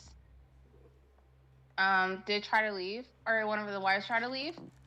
And when she did try to leave, Marcus basically stabbed her in the chest. Jesus. But she did survive. Oh my God. He also moved the family around a lot. So one time they did live in a rusted out tugboat, and that tugboat had no electricity or running water. And Marcus made the entire family stay below deck so they wouldn't be seen. And when he would have to go to shore, because they were basically out at sea. So when he would go to shore, he basically made the women of the family row his raft, basically like galley slaves is what they're called. Oh God. And then for 12 years, they did live in a very old army tent. They even lived in a school bus for a bit while they were driving up and down the California coast before buying a old office building on Hammond Avenue. So this is a little glimpse into the daily life of this dude's household. So here's the playbook.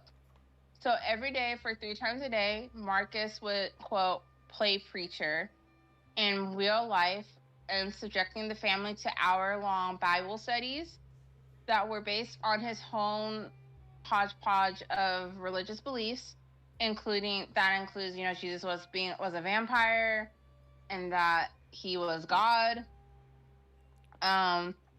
He was fascinated by a cult leader named David Koresh. And during the 1993 siege of the compound in Waco, Texas, Marcus, he watched it on TV, and he was just basically glued to the TV. And he told his family, quote, "This man is just like me. He is making children for the Lord," end quote. And Marcus, you know, he had a hatred of law enforcement. He even made a suicide pact. Oh, God. And it was, yeah. So this pact was that if any government official ever tried to take the children away or split up the family, so like, what's it called? CPS? Yeah, CPS. The mothers had to basically kill the kids and kill themselves. And he held monthly family meetings to discuss this plan. And so, like I said before, the women and the girls of the family, they were basically controlled by Marcus the most. Mm-hmm. They had to wear long skirts and headscarves, so kind of like Amish people, how they have the long dresses and the head coverings. Mm-hmm.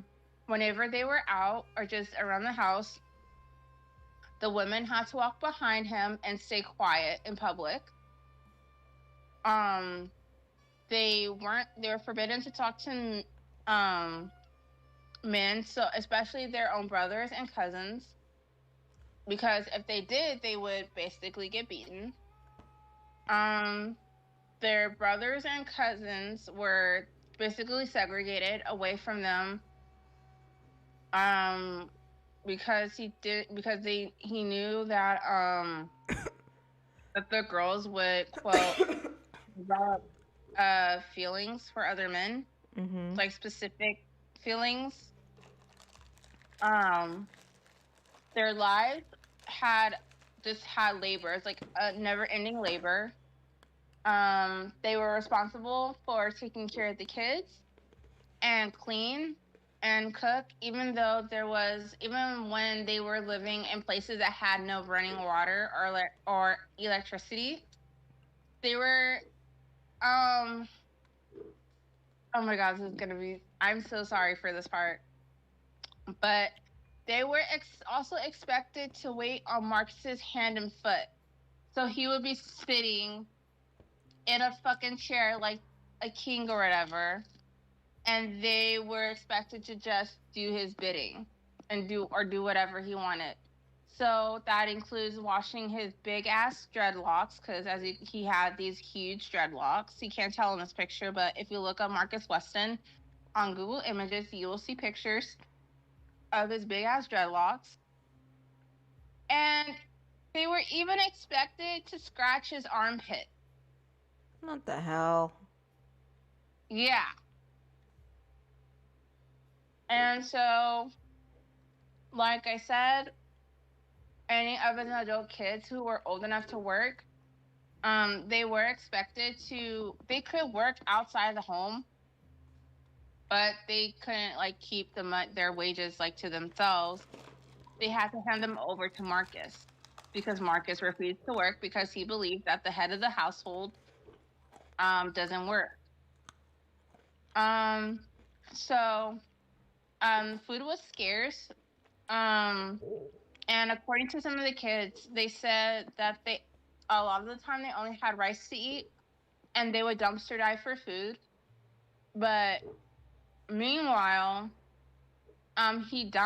Marcus did dine on like fast food, and he ate so much, and we will get to his arrest soon. But this part kind of like made me giggle, because by the time he was arrested, Marcus weighed nearly 300 pounds, and he was so according to the article that I found this information, he weighed nearly 300 pounds and was, quote, so wide they needed 3 sets of handcuffs. I shouldn't laugh. I shouldn't laugh. That kind of made me laugh. It just reminds me of that scene from Monty Python, that restaurant scene, where Oh my God, yes. you know which scene I'm talking about, right? Yes, I do. I won't. So, It's a I'm not, scene where yeah, like we, fucking the dude is in the restaurant. He's just like ma ma, and then he like eats so much he explodes. yes. Monty Python is great. Yeah, it's fucking funny. And Monty Python and the Holy Grail will forever be one of my favorite movies. Mhm. And please watch the Spanish Inquisition bit because it's fantastic, and nobody expects the Spanish Inquisition. So basically, he also believes that polygamy was mandatory, and that Oh. the I word, quote, according to his words, that the I word produces the seed of perfection of oneself. What the fuck? Yeah, this dude is fucked up, dude. Like, What's wrong with him? fucked up. Oh my god. Just fucked up. Crazy So- N-word. Crazy. He's a crazy N-word. Yeah. Fucked up. So now we're gonna get into the actual crime. So this is what happened. So prior to March 12th, 2004, Marcus declared his intention to relocate his daughters and their children to Washington State, which is where Weston's parents lived at the time. So on March 12th, 2004, actually, let me get into this little thing real quick before I go into that. So for most of the members of Marcus's family, the way of life that they were living was pretty much all they had known. But two of his nieces, named Ruby Ortiz and Sofina Solorio, they wanted out, while their sister Rosa remained loyal to Marcus. But Marcus did eventually agree that they could go, but they only if they left their children, Jonathan and Aviv, behind. And these two women, they were desperate to escape, so they agree. And as they were, adjusting to the outside world of Marcus's tight control, they were starting to understand what they went through because of him. And also, what he was still doing to the rest of the family was abusive. So on March 12th, 2004, they had gathered several relatives for support, and they went back to the Weston home to rescue their children, who were now both 7 years old at the time. So they went to the family compound demanding the release of these two kids. So according to what happened, so Fresno police, they were summoned to what was described as a child custody issue because there was shouting, and so the police got involved because they heard shouting, and so there was a standoff. So Fresno police did testify that they did not hear gunshots being fired shortly after, but according to other witnesses who were present at the standoff at the time, they did testify that they did hear gunshots that were fired at that time. So after that, the police, they went inside. So they went inside and they reported the bodies. But at the time, this shouting match broke out. Marcus remained calm, and he refused Ruby or Sofina to come inside the house to get their kids. So the women of the household shouted at them, calling them Judas, whores, and bitches, and basically commanding them to, quote, bow down to your master. Ew. Yeah. So Ruby And so Ruby and Sophina, they did know that they had to get their children out of the house immediately because they did remember the suicide pact that was made by the entire family. But when the police arrived, they ignored the women's pleas that he was going to hurt the kids, as well as one of Marcus's sons telling them that the police said his father owned a gun. Their warnings weren't considered enough evidence as a threat to the children's safety for them to force entry into the house. And so, like I said, shots did ring out, but the police did testify that they did not hear these gunshots, but the neighbors who, including those inside their home, claims that they did hear gunshots when they were testifying at the trial later on. So what happened was there were gunshots. The police went inside. They discovered 9 bodies, which included 2 of Weston's daughters and a total of 7 of their kids in a bedroom filled with antique coffins. Each victim was shot through. They were shot through the eye. But Weston's other children who were not present at the house survived the incident. So it was basically, so the kids were shot, and I just want to say their ages. I'm not going to say their ages specifically. I'm just going to give a range so you can kind of get an idea. Mm-hmm. So the age ranges of these victims were ages 25 to 1-year-old. So there's 9 kids, and they were all shot. So now the trial. So at Weston's trial, the prosecutor was Chief Deputy District Attorney Lisa Gamoyan.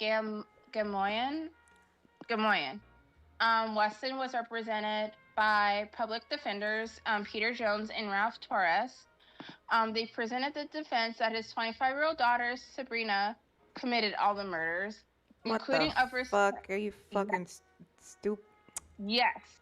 All right. So they were like, it wasn't me. It was my daughter. They fucking try to pull a Shaggy. It wasn't me. They tried to pull Shaggy. You fucking serious? Shaggy. Yeah. They tried to pull a whole Shaggy, saying, "Oh, it wasn't me. It was my daughter." You fucking bitch! You don't shut the fuck up. Yeah. Not you, Kris, but this motherfucker right here. Yeah. So he said that Sabrina, who was one of the victims that was killed, he was basically saying that that she committed the murders, including her own son, who was 1 year old at the time of his murder, and then she basically did death by suicide. Give me a fucking break. Which is like, give me a fucking break. Like, how? Like, I mean, this happened, but dude, you did it.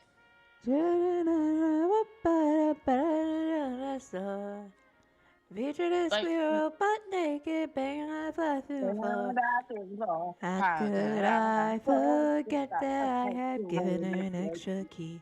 At this time you are standing there, just nerdy your eyes on me.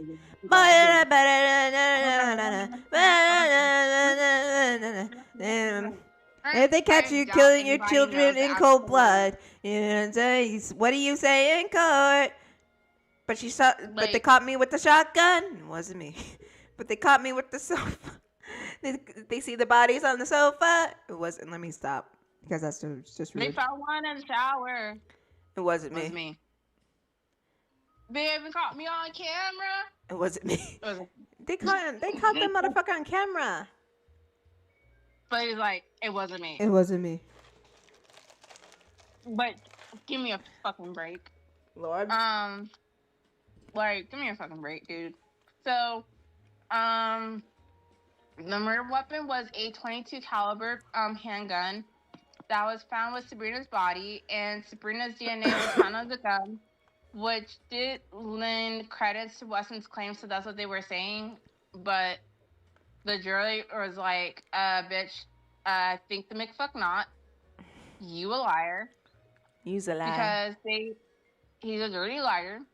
Because, because they declined to find that Weston did fire the fatal shots, but they did convict him of murder anyway, presumably finding that he persuaded his children to enter into a suicide pact.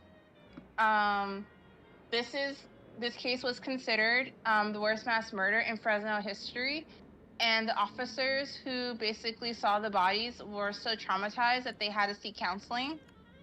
Yeah, but you guys didn't listen to the children in the first place, though. They said Right. you could have prevented this, but you're just like, nah. Right. I'm gonna go get a burrito. Yeah, I'm gonna go get a burrito, and you guys. I'm just you guys- vibing. Y'all on and your I'll own. just vibe. Fuck y'all. Fuck Okay. these bitches. Fuck I'm that. out. Yeah. Fuck I'm this just gonna get me a shit. burrito I'm and out. nachos, and fuck this shit. I'm not. Literally, they did not care. And well, I'm not gonna say what I'm gonna say, but whatever. So, during his trial, he seemed like a different man. Officer, it wasn't me. Like, it wasn't me. Like, think about this guy who ruled over his family like a fucking tyrant, and he was like intimidating and large, and he had a harem of women to basically cater to his needs. So he A was whole in shackles. harem of women. Yes, a whole harem of women. So he literally like just thought that yeah, he was in shackles. He had dropped nearly half his weight. His dreadlocks that were once past his waist, they were cut short. But like I said, that the evidence that was produced was inconclusive, even though the defense was like, oh, Sabrina did it because it was a murder-suicide. Like, Sabrina did it, not our client, Mr. Weston. Like, it wasn't me. No, like, it wasn't me. But there were no prints on the gun itself. But her DNA was on it. Her body was on top of the other bodies. And like I said, the gun, the .22 caliber, was found underneath her. But it's not known if she was laying there where she fell, or she was placed there to make it seem like it was this murder suicide thing, like they really did this pact. So she did have a gunshot wound. And she was shot in the head, but that was inconclusive as well. And it was pretty much ruled out because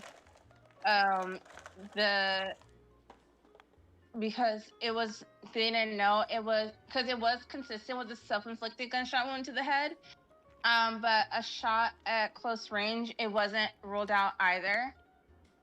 Ruby and Sophina did testify at this trial as well, and their testimonies did show that Marcus had complete control over the family, and that he commanded them to do the suicide pact if the police ever tried to interfere. And so having Sabrina kill the children then herself would fit this pattern his pattern of having a woman do all the hard work while he just walks away and vibes. But on the other hand, family annihilators, is basically people who kill their families, like a Chris Watts or a Scott Peterson or anybody else who basically kill their families for whatever reason. Mm-hmm. But they usually kill their families and they attempt to blame the crime on the mother of their kids. So that's what basically, like Chris Watts.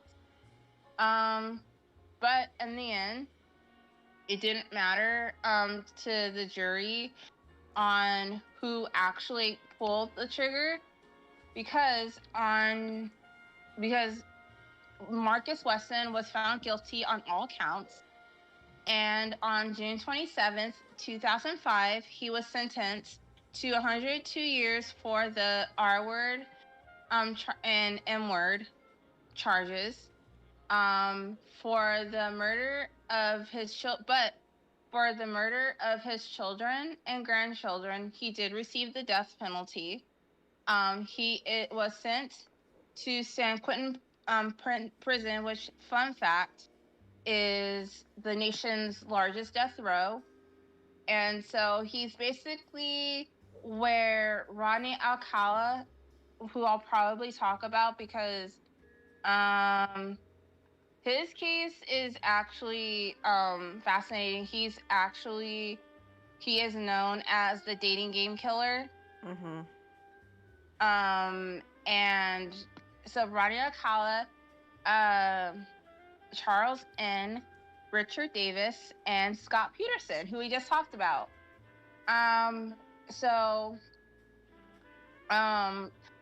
In March, California Governor Gavin Newsom signed, in March 2019, the California Governor Gavin Newsom signed a moratorium on the death penalty, sparing Marcus Wesson's life.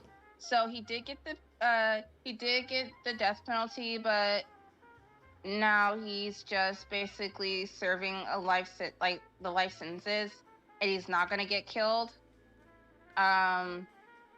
Which I don't know, man. I don't know. That's I don't know another what to say about topic that. for another day. That's another topic, but thankfully he'll never be eligible for parole, so he's never getting out. So a little bit of an update. So Elizabeth and the surviving children, they are grown up. They have come to see how brainwashed they were, and how delusional, psychotic, and narcissistic Marcus was. And in 2010, they spoke to reporters at ABC News, and they have all tried to heal and move on with their lives as best as they can, and they don't speak to Marcus anymore. They have no contact with Marcus. So, I mean, like, good for them. Mm-hmm. Because he is... Yeah, asshole. He's an asshole. And there is pictures of him getting arrested online. So Oh boy. There are pictures. So here's another thing during the ceremony, during this trial, Wesson sent a letter to the Fresno Beast telling them about a biography book that he wrote that is called In the Night of the Light for the Dark, and that it was rejected in 2002 by a New York publishing company because he's full of himself. So he basically wrote this biography about his life because he thought his life was so interesting. But he is, narcissistic. He's very narcissistic. He's like the epitome of a narcissist. Mm-hmm. Which, I'm just not surprised. And now you're gonna get mad because Marcus, he had 20 kids. But so his oldest son, Dorian Wesson, he did support his father, and he said, quote, "It just doesn't seem like him to do it. I can't give you an intelligent answer. I just don't think he's entirely responsible. He also added that if he thought his father was capable of killing children, he would have stopped it. And he also talked about the family and said that his sisters had IVF. He also said that his father was related to 5 of the dead children, but the other 2 was from another family. But a sister-in-law of the suspected murder of Marcus said that Marcus is evil and controlling. She believes that she believes that he killed the children because he didn't want them taken away from him. So according to this person named Teresa, she said, quote, "That was the ultimate control of her life, whether they live or die." She also said that Ruby and Sophina were raised by Marcus and Elizabeth, and that their lives were basically filled with abuse. And then we have the mother of Marcus Weston, Carrie, said, quote, "The Marcus Weston on TV, I don't recognize. That's not my son. This is a Christian family. This is not a cult." And she also described Marcus as a bright, intelligent child who loved animals. And he and his family avoided dances, dressed modestly, and were vegetarians. So she was pretty much the epitome of that meme I sent with the moms of the serial killers who are like, "Oh, my son, he doesn't do anything wrong. My son's a good son." Like, Yeah, but what do you she's say to literally them? That's their parent, man. Like, she's literally that meme. yeah, I'm not surprised. She's literally that meme. I'm not surprised. Which I'm not. I'm not surprised.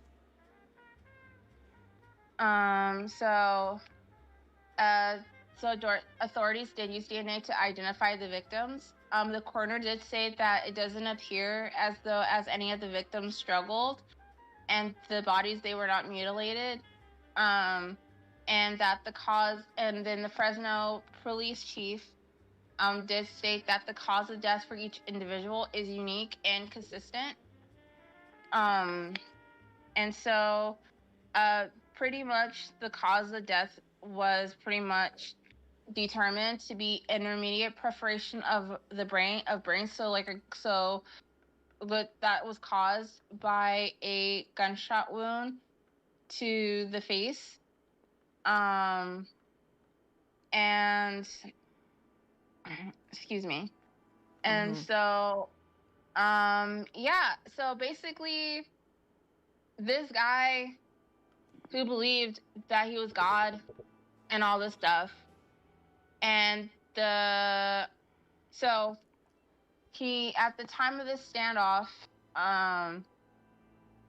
lasted 2 hours.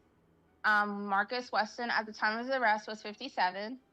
And at first he did ignore instructions that were made by law enforcement to come out of the house, and he did end up running to a back bedroom as 2 women. They ended up unharmed, by the way, by the police. They did flee the house. And so, like I said, the officers who saw the bodies, they were placed on administrative leave, and they had to do counseling, which I totally, understand. Because it's very sad, and it's very tragic, and those images, they don't they don't leave your brain. You don't leave your brain.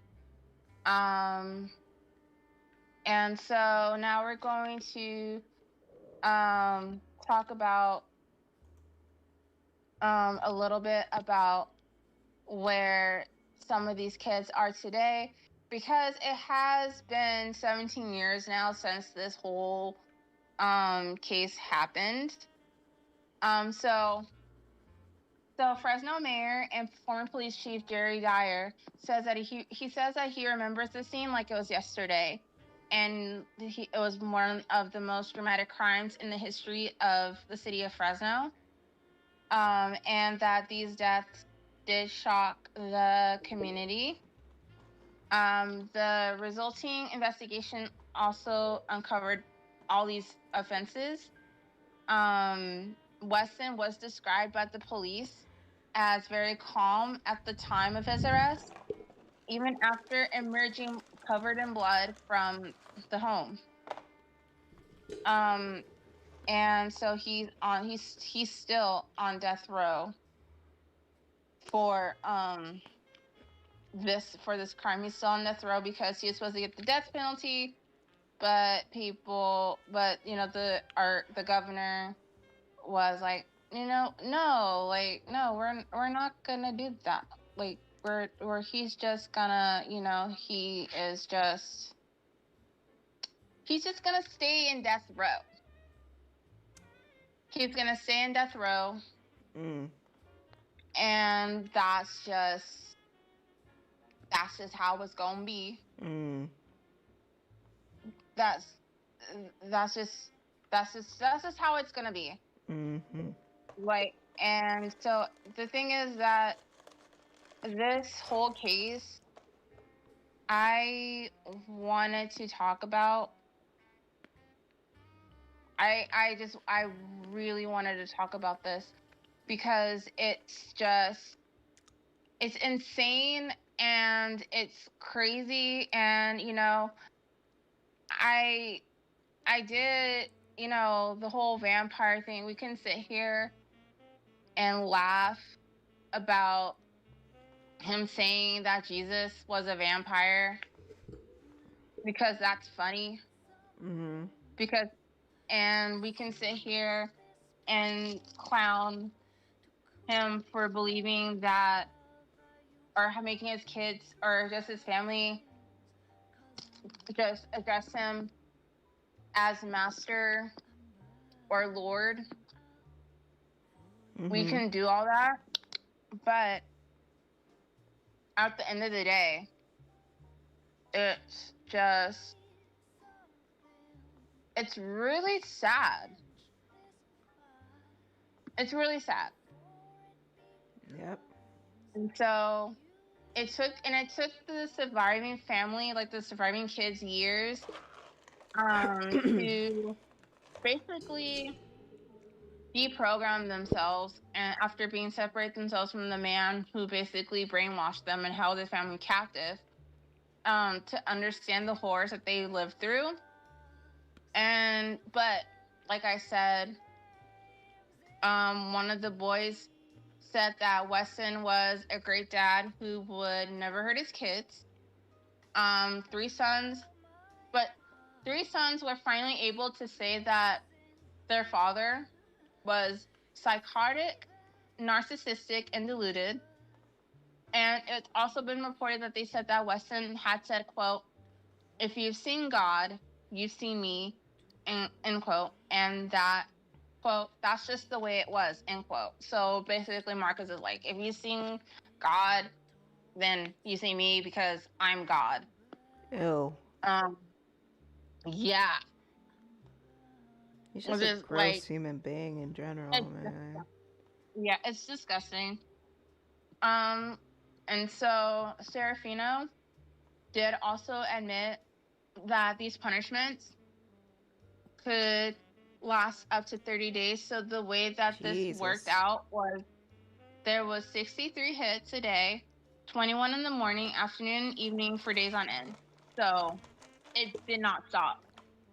And so the children, they didn't know any better because they were born into this cult and not having access to the outside world. So they didn't know that their clues shouldn't be this way, but like I said, they don't know any better. Right. So according to the girls named Kiani, she did admit that what she thought it was okay But another daughter named Gypsy did, know that she was wrong. But all the things that they went through was wrong. Mm-hmm. And so his wife, Elizabeth, said that she enjoyed the attention that Weston was giving her. And she also believed that things that he told her, including that he owned her and that she was meant for him. And then they had 11 kids together. But psychiatrist Edward Hollowell described the cult as being run on fear as a tool for manipulation, and that it was so effective that it forced the kids to act against their own self-interest. So, like I said, remember how I said earlier, if the kids are old enough, they were allowed to work outside of the home, but they had to give their wages to Marcus? Yeah. So, Marcus made them promise him that nobody tell anybody, not even the police and their coworkers, what was going on in the home. Because he knew that if he said anything, that it would not, it wouldn't be good. Right. It wouldn't be good. So ever since the arrest of Marcus, so ever since the arrest, this reporter named Alyssa Sofios, who interviewed Serafino, she did decide that she just couldn't sit by and watch this whole thing happen.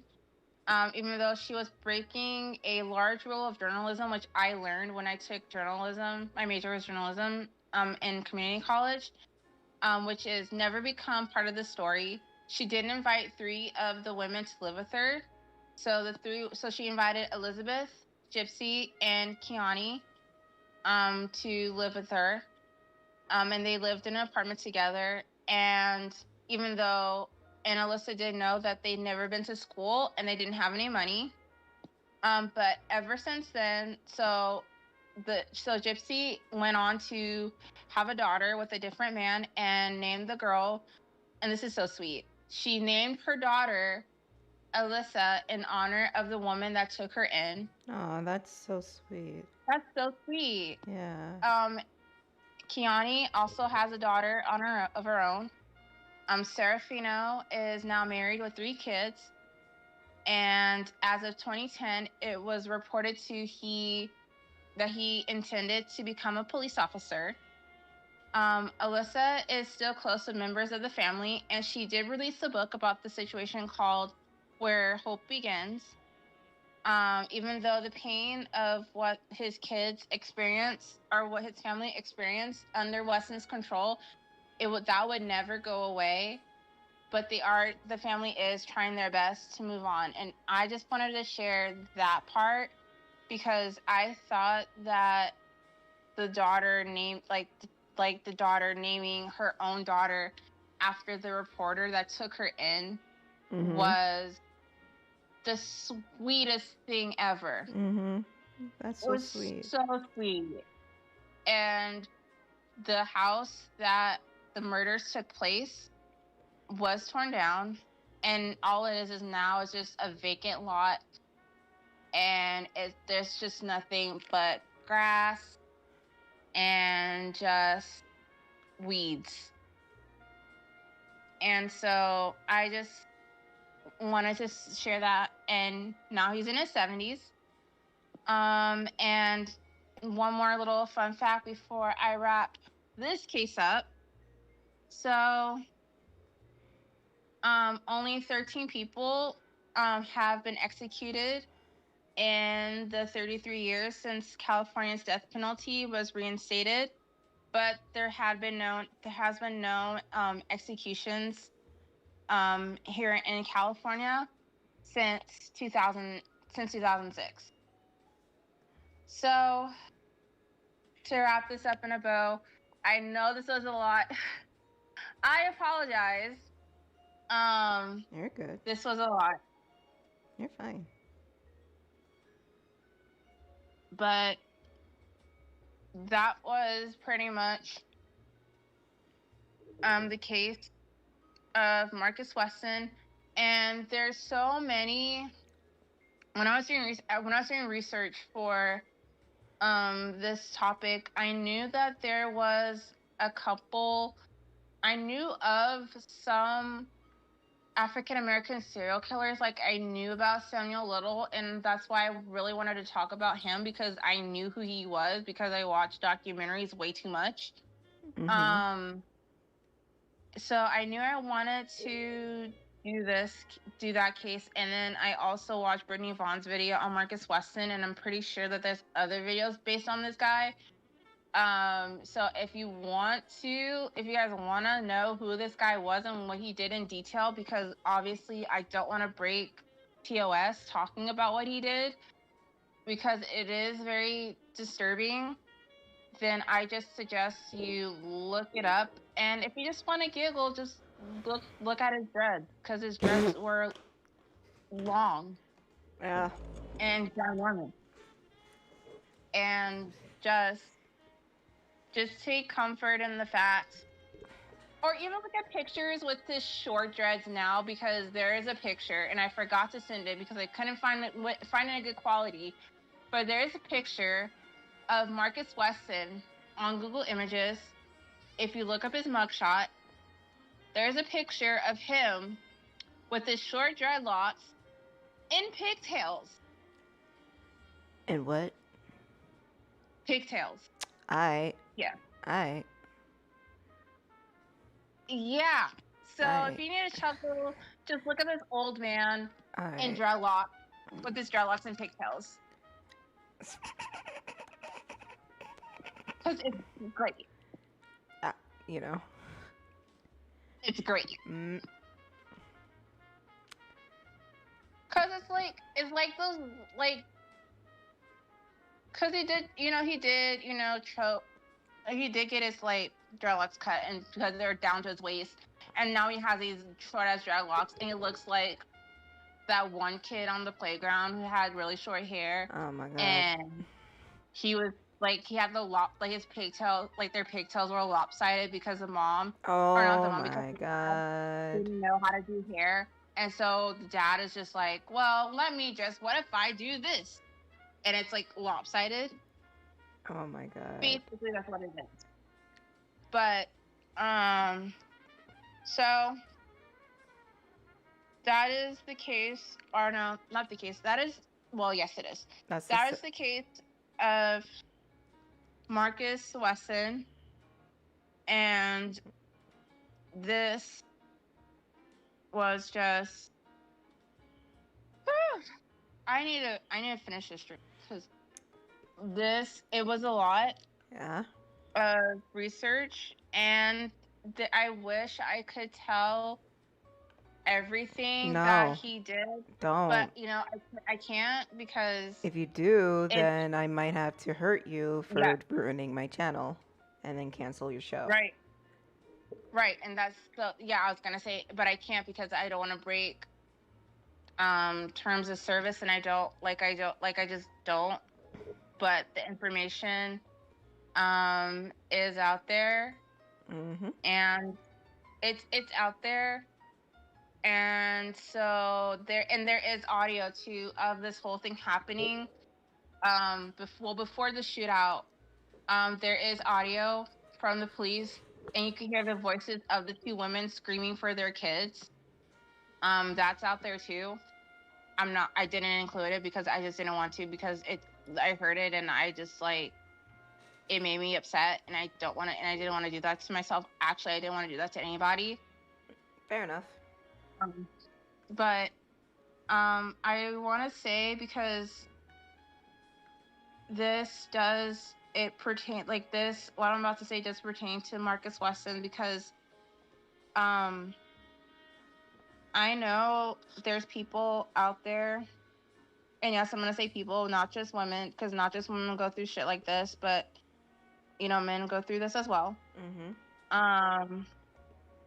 That if you feel stuck in a relationship that's controlling And or if you feel like you can't get out, which you can.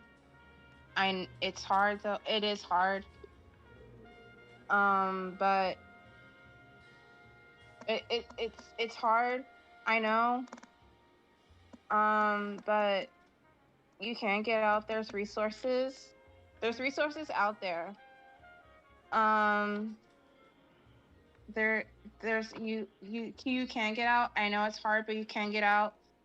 Um, I do know what it's like to be brainwashed, and that doesn't change overnight. That takes time. It really does take time, and there's always help. Um, and even though it's hard, you have to reach out for help. You can't let, even though it is hard, but you have to have the strength to ask for help and find ways to get out. And even though you have this mindset of, oh, he's gonna change, or oh, I can change them, because I I see that and I hear that once many times, like people just or women who get into these relationships be like, oh, I can change this person, I can change him, I can make him good.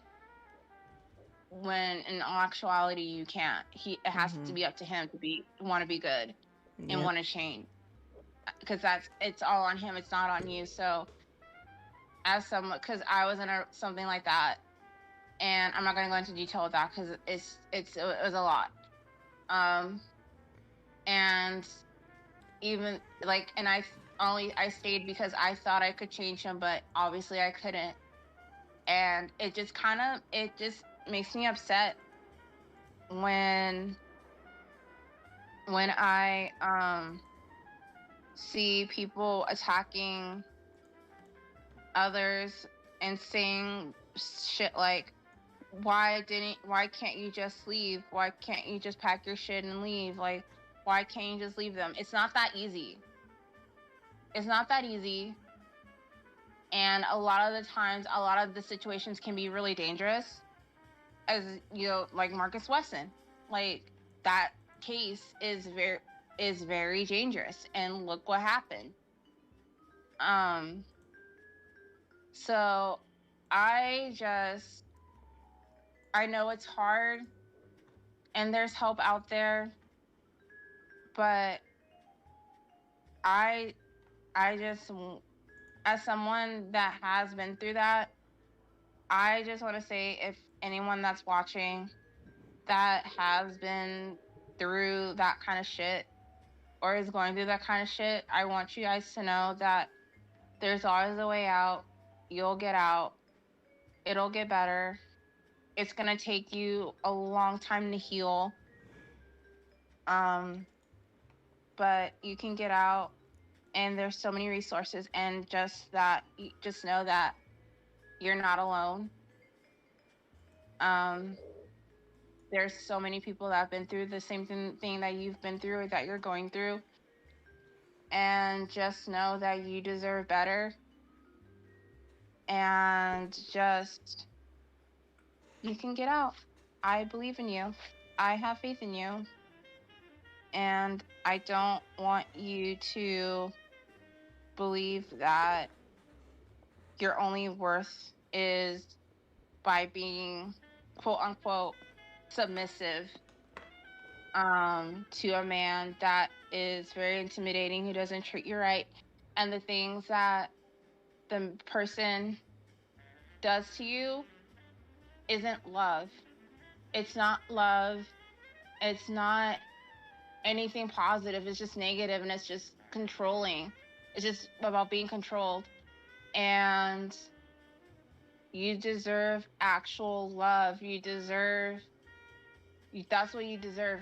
And you deserve someone that's going to treat you like a human being, and that's someone that is going to actually show you what love is and what being in a relationship is actually like, and all this stuff.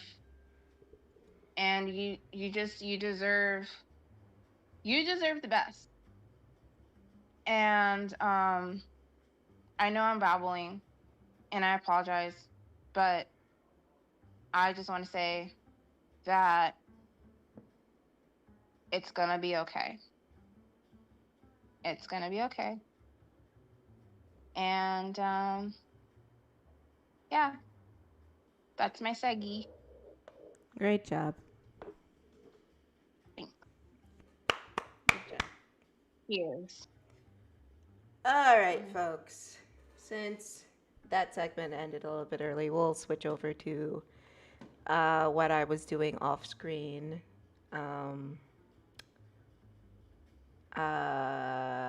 Right about now. I gotta, and you know what? This stuff that I'm doing can be our palate cleanser.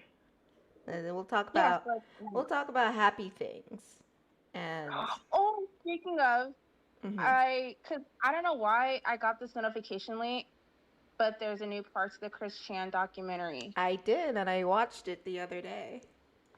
Is it worth watching? Like, is it good? Like, how good is it on a scale of 1 to 10? I don't remember. Because I was watching it when I was drawing. Fuck, I have to watch it again. I don't remember what happens exactly. Oh my god, because I guess I got it late for some reason. And I looked on my, because I can watch YouTube on my TV because I have a Roku. And so I was on YouTube, and I saw that there's a new Chris Chan documentary, and I was like, what? When was it? And it said it came out 3 days ago, and I'm just like, what? I didn't get the notification. Like, I don't know what happened. I guess YouTube is being buggy again, but I saw that and I was like, oh my god, there's a new part, and I haven't watched it yet, so I'm probably gonna watch that tonight. Yeah. It's pretty exciting. But it's still going. There's a lot, man. He didn't even get to the part where I stopped paying attention to Chris Chan. Wait, oh god. He didn't get to that part yet. Because I remember Chris Chan was in a relationship with a woman who was a feeder. Oh no. Yeah. And that's where I stopped paying attention to Chris Chan. But he has yet to go to that part. Sorry about this, folks. I put it as be right back while we chit chat while I'm setting up the next thing and show off what I'm doing. Anyways, but yeah, you want to know what I finished last night? What? I finished either last night or the night before. I think it was last night. I finished season 2 of The Circle. Really? Yeah, and I'm so happy because the person I was cheering for won. And I was yelling at the screen like, you bastards, you're gonna get them off, fuck you. But they won, and I was like so relieved and so fucking happy. Yay. I still want to go on The Circle. I will find that goddamn application. There's an app. We need to go on The Circle. We need to. Like, we'll go in as me, and then we'll just switch back and forth and see how it goes. Yeah. Let's see if my nerdiness and my overall personality can win The Circle. Because it has been done before. I mean, there's only been 2 seasons, but someone who was just their genuine self came in and was just like, you know what? I'm just going to be myself. But I'm going to be myself, but have Kris next to me because I don't know shit about social media. Right. I will either you or Gigi, because she might be a good person to like help me fuck people over. Or maybe just the 3 of us. You know what? Yeah, and I'm actually looking at the application right now. Oh, please. Oh, please. I'm looking at it. We can split the 100K. Yeah, because I found it. let's see, so possible future season. So the closing date of this application is October 2nd, 2021. But it may be extended or closed for any reason or at our discretion without notice. So the requirement is you have to be 18, at least 18. Uh-huh. You have to reside or have the right to legally reside in the U.S. Yeah. You're not employed or engaged and have not been previously employed or engaged by any company within the All 3 Media Group and or Motion Content Group. And Okay. you're not an intermediate relative of an employee or of any worker for Okay. any company within the 3 Media Group and or Motion Content Group. So they just Okay. need full name, email, password, and then you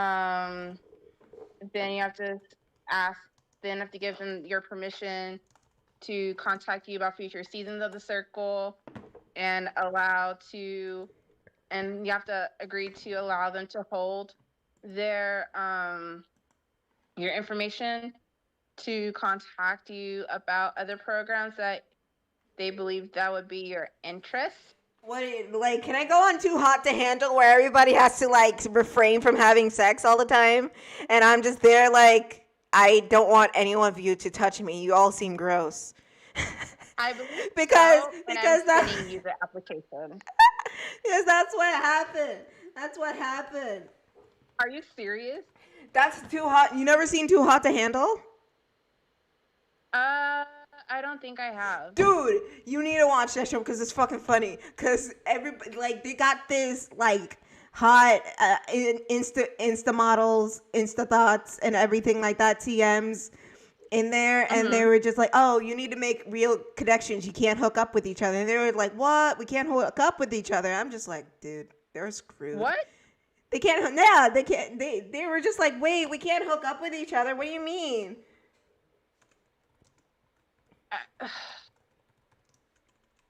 Oh my god.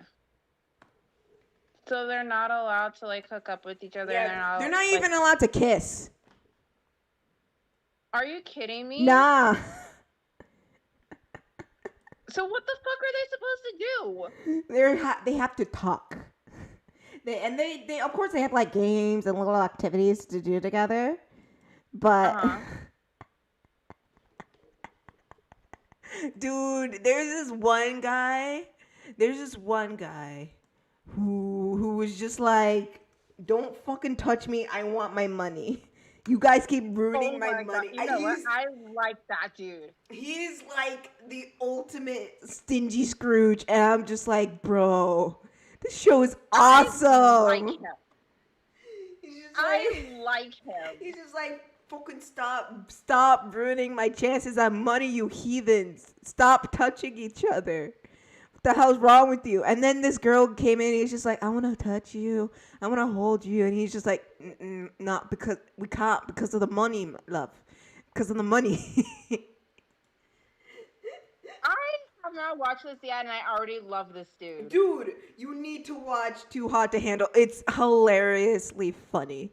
It's so hilarious how these people are struggling not to touch each other. I'm just here like, are y'all good? Are y'all okay? Oh my god. Apparently not. Oh my god, I'm gonna have to watch it because that kind of reminds me of this show back in the day called, and I watched a video about this because they were talking about, there's a video that was made talking about how this one show called The Swan is problematic. And basically what The Swan was like, they pick someone that is basically considered like an ugly duckling. Oh, I think I've seen this one. Yeah, they give them a shitload of plastic surgery. Yeah. Yeah, because one of the doctors is on Botched. Are they? Yeah, one of the doctors is on Botched. I forgot his name, but he's on Botched now. But there's a show called Hot or Not. And so it was basically like a pageant. And so you have like these people who got submitted and they basically pranced around in front of a judges and audiences, and they had to vote whether this person was considered hot or if they were considered ugly. And it was that show was very problematic. I can imagine so. Like, what the fuck?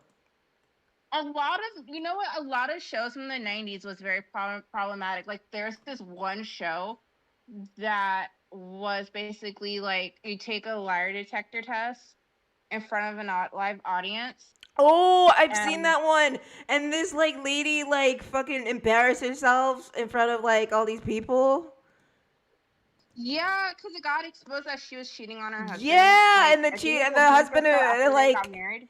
And like the husband, yeah, and the husband was just like the host was just like, "Are you sure you want to know? You want to know?" And the husband is just like, "Yeah, I want to know." Yeah, like they were basically banking on, these people's issues. It was disgusting. For clout. It was disgusting. It was absolutely disgusting, and it was very problematic. Actually, I'm gonna look up the name of this show. Because it's like lie detector or something. I don't remember. Yeah, it was something like that. Amara,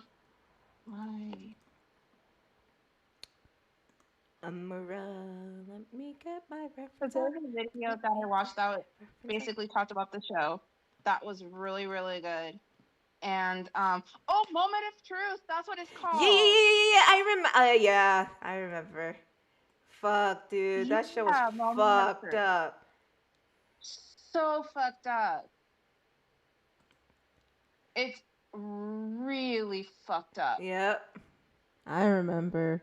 That they got a white lady on there, and she was just like, all like, it was so fucked up. Yeah, I actually found what happened.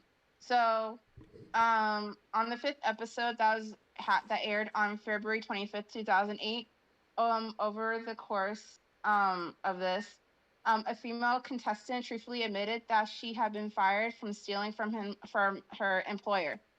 She felt that her ex-boyfriend, who was present when she was asked this question, and she was asked this question that if she thinks that her boyfriend is the man that she's supposed to be married to, and that her wedding day was 2 years before she basically hooked up with someone else other than her husband.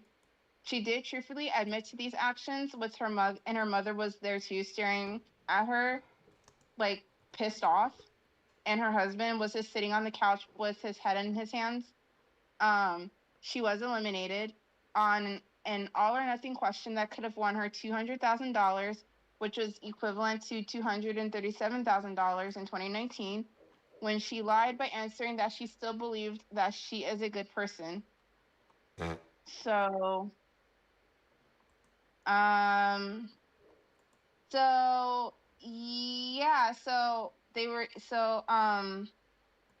it was described as by Mark Wahlberg, who hosted this show, that this was the most uncomfortable situation he has ever been in on television, and that he was unsure, or that he was against it being aired, and that it was highly debated whether this episode should be aired or not. And then the contestant did reveal later on that she did try to continue to win more money to, quote, achieve fame and fortune, aka clout. Why am I not surprised? Well, I'm not surprised. Anywho, we're back, folks. Yes, back from talking about stuff from the 90s that was extremely problematic. We'll get back to it. I'm just explaining what I'm doing right now. So, in the background, while Kris was doing her thing, I was working on some designs. Remember that Sonic one I still hate? Which I don't understand why. And then I made Knuckles. Oh, I finished coloring Knuckles. With the Tims, yes. Yes, he has the Tims. Well, off screen, I did Tails, Amy, and Cream. Ooh. And they look super flying, super cute. Amy and Cream are super short, but that's okay. Who the fuck cares? They're not short. They're fun size. They're fun size. I was gonna say that. They're fun size. And you're wondering, oh, why is their height so weird? Well, I referenced it from Cream's mom. No, shit. Cream's mom, Vanilla. This is Vanilla right here. And it always bothered me, like, they were all shorter than her. Like, all the adults were shorter than her. Weird. Yeah. It's so weird. Is But it not, can I Kris? just say that it is. But can I just say I love how beefy my boy Knuckles is. He's just really bringing in the black thing. He's just bringing it in. I just wanted to say that. Are you gonna shrimp? Are you gonna shrimp now on camera? No, I would never, cause you know. Bullshit! Cause fuck Knuckles. What do you mean, fuck Knuckles? I You know. want to. You want to. I You want to. Shadow. I am loyal to my boy Shadow. Shadow is great. I adore Shadow. Let me shrimp over Shadow for a quick second. Listen, Cause there's nothing wrong. Cause What's wrong with Nux? Knuckles, you know, he's black. We've been new. Yeah. We've been new. Look at his arms. Look at how beefy he is. He can like carry you and snap you like a He twig. could like. Well, I wish he was snappy like. Well. All right. You what happened? Wait, no. What happened about not shrimping on camera? No. What happened? What happened, Kris? Nothing. Not even 2 minutes. Not even fucking 2 Nothing, minutes. sis. Nothing, sis. Cause I'm not trying to get clowned. It's too fucking late for that. Oh well, that's true. Yeah. I'm not trying to. You walked into that one. I really did. Yeah. But I'm not gonna shrimp. All right. If you say I ain't so. going shrimp because you know. But like I said, Any whore. Any whore. He's fucking great. And I just want to say that Cream is adorable. Yeah, I like how Cream turned out. She turned out good. Yeah, she turned out really well. I had her old, what did she look like before or recently up. I can pull it up again. Sure. This is how she was before compared to now. I mean, not much has changed because I liked how her outfit was so much. So I just kept that and just refined it. But Amy's outfit, if I could find it, it was bad. I hated it. No. The colors were not good. The whole outfit was just shitty. I dislike it very much. But I do like her outfit in the picture that was shown, the one that you did. I do like her outfit. Like her outfit's absolutely adorable. Where the fuck is Amy? Where the fuck is it? I'm actually proud of how I did Amy's outfit. I think Amy's outfit is my favorite so far. Wait, where the fuck is Amy? I had her in here. I sent it to... You fucking kidding me? I only had this one, which is like so far away. And let me zoom in. But yeah, there we go. This was Amy's outfit before I decided to like go over and do it again. And let me see if I have her pulled up closer. Yeah, here's a side by side. I showed it to Jessica, who's probably still asleep. Poor girl. I showed it to Jessica, and she's like, "Yeah, I prefer the new one." I was just like, "Yep, I do too." Yeah, I like the new one. Yeah, I agree. I like the new one. Yeah, I don't know what the fuck I was thinking. Cute. I It mean, kind of reminds me of a cheerleading outfit almost. yeah, Like, that was one of. I was like looking at like sports skirts and such because, like most of their outfits are, at least for their females, because Sega wants them to put on clothes. Yeah. It's based on like workout outfits and such. So for Amy, I was wondering if there's any like workout skirts. Because I don't think she would wear like, I mean she would, but probably not every day. And I kept the ascot because I thought it was cute. And gave her It is like, cute. little short boots. It's adorable. Yeah, I like. And I gave her a little bit of lip gloss, if you can't tell. Right Oh there. yeah, I've been like zooming in a little bit, and yeah, I can tell. There you go. But yeah, I'm glad at how I improved over the years. You really did though, and you should be proud. I'm not.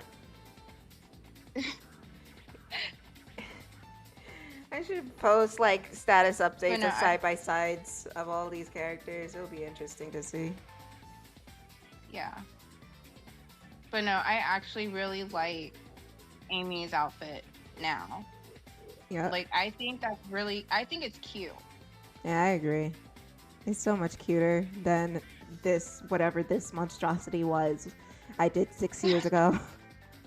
There was an attempt. There was An attempt was it made. was a choice. That's when I oh, Jessica's here. Hi, Jessica. That's when I Jessica! was like fucking this is like back then I didn't know Pinterest was a thing. And I didn't know how you could look stuff up and make it like boards. Oh, jeez. Yeah, so that was my mistake. Whoopsie. Whoopsie daisy. Oopsie poopsie. My bad. My bad. I mean, shit happens. I mean, Yeah, it you know. happens. Because, like, Let me there get are this out some of things here. that, like I didn't know or I wasn't aware of. But because, like, because I used to make, like, mood boards and stuff. Like, I would make those for commission because I realized, like, people had to make me see that I had a talent to do that. And Wait, they're people like, "Hey, you can do that." commissioned you to make mood boards? Yeah, I actually did that on Tumblr. Like, I did commissions for fanfics, and then I also did commissions for mood boards. So, like, if anyone needed a mood board for something, I would do that. But then I would be like, bitch, you gotta pay me. Because that shit takes forever. Bitch better have my And- money.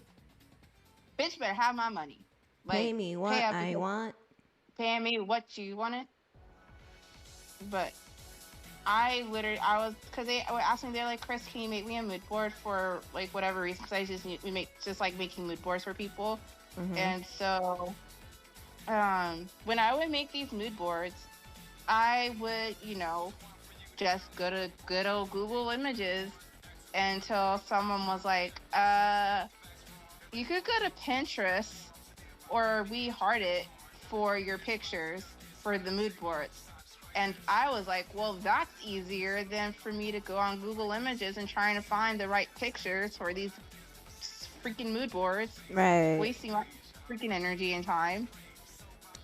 Like, thank God I found Pinterest now. But back then, 6 years ago, I was just like, Google. Or I just went in blind and I didn't have any inspiration or I didn't know what the hell I was doing. Pinterest is a freaking lifesaver. Yeah, it is. And like, during the night, when I'm staying up until 3 a.m., I'm on Pinterest, like, saying, oh, this would make a good outfit, or this could make a good outfit, or, like, doing things, like, collecting, like, inspirations and photos to, like, make outfits and such. And I was just like, it's fun to think about like what each character would be inspired by, like Right. like Amy, for example. I did the cheerleading aspect because she's a girly girl and who loves to dress up, but she's very actiony. Yeah. So of course she would wear a skirt, but I don't want like the dress where her skirt is like all hiked up and you can see her panties. Right. Because that was just terrible. Oh, God. That was just awful. That is awful. You never seen that in Sonic Adventure? I remember that. Like, Game Grumps were, like, making fun of that. Yeah, yeah, and rightfully so, because it's so freaking high up for, like, no reason. You know, it's Japan. They tend to do that with a lot of their younger characters. Why am I not surprised? They did that with Cream and Sonic X. I was gonna say, didn't they do that with Cream Yeah. and Sonic X? You remember that episode?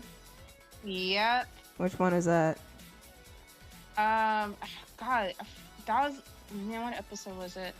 I need to rewatch it because, that I was gonna tell you. So remember how I told you I have Tubi now on my phone, that free, television cable program or whatever you want to call it? Mm-hmm. They freaking have Sonic X on there. I mean, Sonic X is Which- pretty much everywhere. It's pretty much everywhere. So I think I might watch Sonic X this weekend. I don't know, but Is it the like yeah. the dub or the sub? Because in the Japanese version, Sonic curses. What? I did not know this. You didn't This know is the about one thing this? You didn't know about No. Sonic cursing? I didn't know about this. So this is new to me. Like when he's like, you remember that episode when he's saving Cream? Yes. And and they get caught at some point by some, I don't know, some camera or some shit. Uh-huh. He's just like, shit, let's go. Oh my god, that's fucking great. I think it's on YouTube. Oh my god, that's great. That's just what I need. Sonic cursing. Yeah, it's I wanted to hear Jason Griffith curse, but alas, American audiences are just like, nah, no. Our audiences suck. And I mean the executive, not the audience. The audience probably wanted to hear Sonic saying shit. Let's go. I want to hear him cuss so bad. Because, like, while watching, like, Sonic X, or not Sonic X, but just Sonic in general, I would love to hear him cuss. Let Sonic say fuck.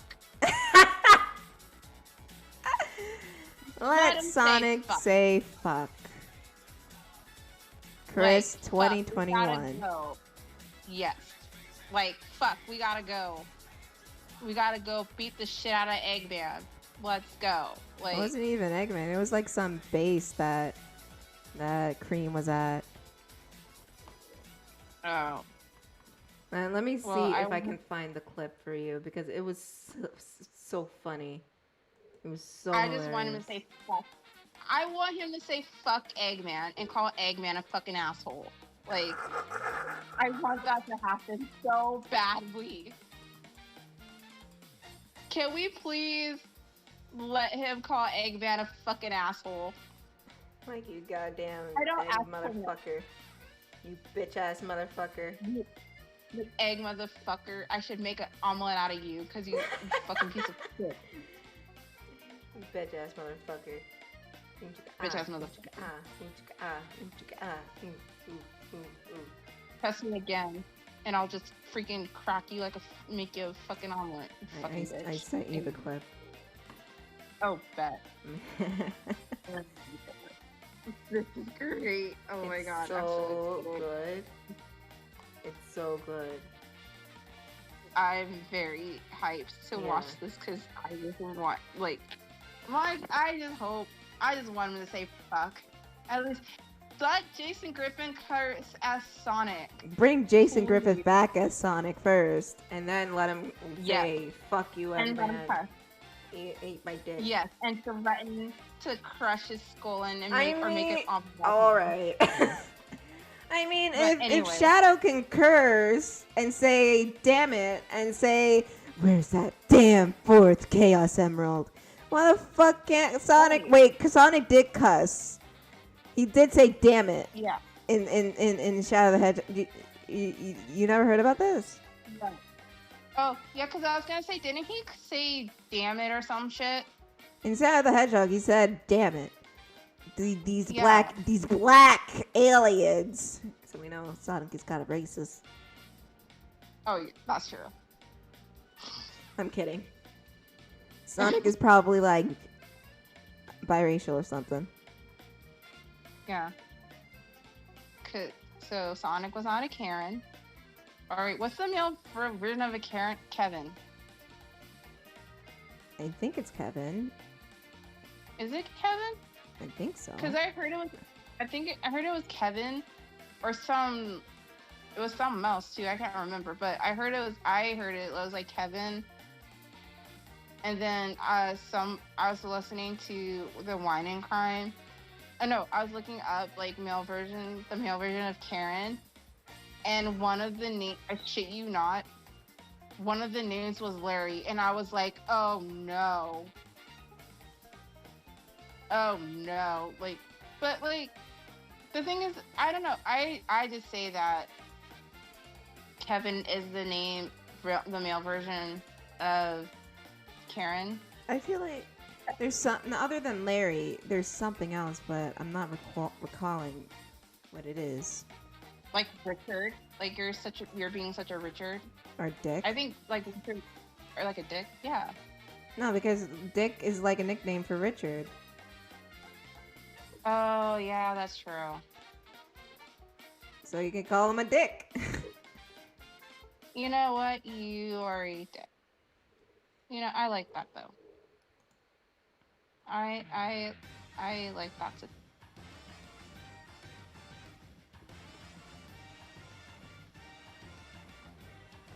Did you see the clip? Hold on. I'm gonna mute myself real quick so I can watch this. Yeah, have fun.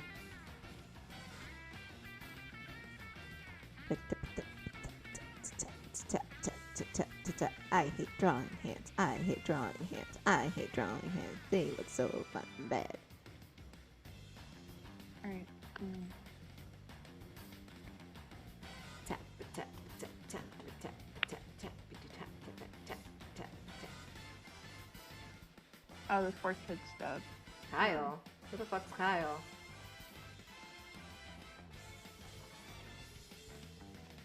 Wait, what? Kyle? Who the fuck is Kyle? Oh, Kyle. Kyle from South Park? She said Kyle. I don't know what she means.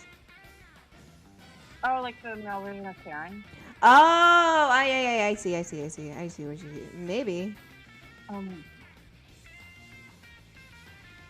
Dude, I am preoccupied. Forgive me if I don't recall for 2 seconds when I'm struggling to draw a hand. I'm sorry that my memory is not good enough for you. Oh my god. Lord. Oh, he did cuss! I told you he cussed. Oh my god. He cussed. Yeah. He said shit. Let's go. I'm so happy right now. That is, can we have this in, I wish we could have this in America. Like, seriously. Dude. If Shadow can say damn it, Sonic can say shit. Yeah. Exactly. Let my boy say shit. He said shit, let's go. Shit, let's go. That is fucking amazing. Hashtag let Sonic say fuck. Sega, let him say it. I mean... Let him say fuck just once. Or several times, I don't fucking care. I want an M-rated Sonic game where he curses out Eggman. Oh my god, yes. That's what I wanted for Detective Pikachu. It's just because it was rated PG-13, and I just wanted like. Got away with it. I wanted like there was a scene where like Justin Smith or whatever was like talking to the Pikachu, and then he was just like Pika Pika Pika Pika Pika, and then It just cuts to Ryan Reynolds screaming, "Fuck!" But I wanted that so badly. honestly, same. I just want to hear. I wanted characters that are cute. I wanted to hear Pikachu curse. It was rated PG-13. You could have gotten away from it, you bastards. But you didn't do it because you guys are so They didn't. scared. How dare you? How dare you? Let them say bad words. It was Say rated all the PG-13. You're allowed one. You're allowed one. Son Yeah, of a I was bitch. about to say it was PG-13, so they could have, gotten away with letting Pikachu say fuck and shit and all that stuff. Yeah. But no, they didn't let us have nice. They don't let us have nice things. This is why we can't have nice things. We can't have nice things. Yeah, exactly. But can we just let Sonic say fuck, please, for the love of God? Like, Japan is, like, very lenient on their language of censoring Yeah. compared to America. Yeah. But here's the thing. Sonic can say shit, but he can't have a girlfriend.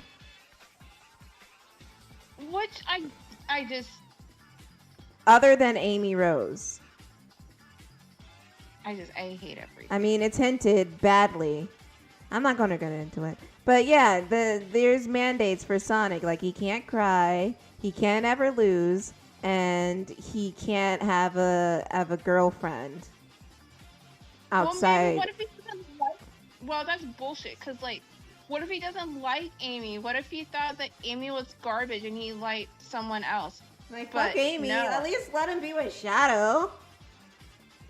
Yeah! Maybe you want to be with Shadow. Like Like, maybe y'all that's what you you're want. toting your, oh, we're with the gays. See, we're with the gays. Like, all right, give us Sonato. Damn it. Don't be fucking cowards. Why can't that be a thing? Why you gotta be a freaking little butthead? I was gonna say bitch. Why don't you be a little bitch? But A little but butthead. no, I want my content. Like, that's the content I want. Yeah. Damn Give it. the people what they want. I Like, want to see Sonato. exactly. Cause I don't ship like cartoon characters that often, but that's definitely Oh, one I of do my that. ships. That's my whole job. I do that all the time. All the time. I'm I just regret salty. nothing. That was never a thing in the show. I will forever be salty, but that's okay. I'll just vibe and be salty. Like, it's fine. Yeah. Like, And just like, I'll never get what I want. fucking blue and pink head ass. No, it's blue, black and blue. Black and blue all the way. Yes, black and blue. Black and All the yellow, black way. and yellow. Alright, this is what You it know what is. it Black is. and yellow, black and yellow. Yeah, that's Give us You do the like you say it, then you don't do anything about it. Like, I want Sonic and Shadow to like go on a date. Yeah. And even if you don't want to give the people what they want, which, first of all, you're the whole circus. Second of all, it could be a friend date. And we would still get that sweet, sweet content. But no. We No, can't even because have Shadow's not allowed to have friends. He's not allowed to be like, hey, I respect you. And he's not allowed to be, he's supposed to be out the edge all the fucking time. Fucking heathens. Which is, well, I mean, don't get me wrong, I love me a good edgelord. But, He's an edgelord, but he's not a fucking asshole. yeah, that makes me mad because, yeah, he's an edgelord and all this shit, but he doesn't have to be an asshole. Like, which I don't understand is that, like, why is, like, why does Shadow have to be an asshole? Like, why can't he just be a brooding, like, why can't he just be brooding and just angry at everything? Why can't he be that? But no, you have to make him a fucking asshole because it's what I'm not gonna listen to everyone. you. Why would I listen to you? I'm gonna Coward just run, do whatever I want. win. Fucking head ass. Get the fuck out of here. Like, I just hate the world. I hate everything. Fuck all these I humans. fuck everybody. I'm just gonna sit in my room and listen to My Chemical Romance. Not my chemical room. Oh my god. But, you know, I miss My Chemical Romance. Anyway, but I was actually listening to The Black Parade this morning. But anyway, which is one of my favorite MCR albums. But he doesn't have to be a fucking asshole. He can be brooding, yes, but he doesn't have to be a fucking asshole.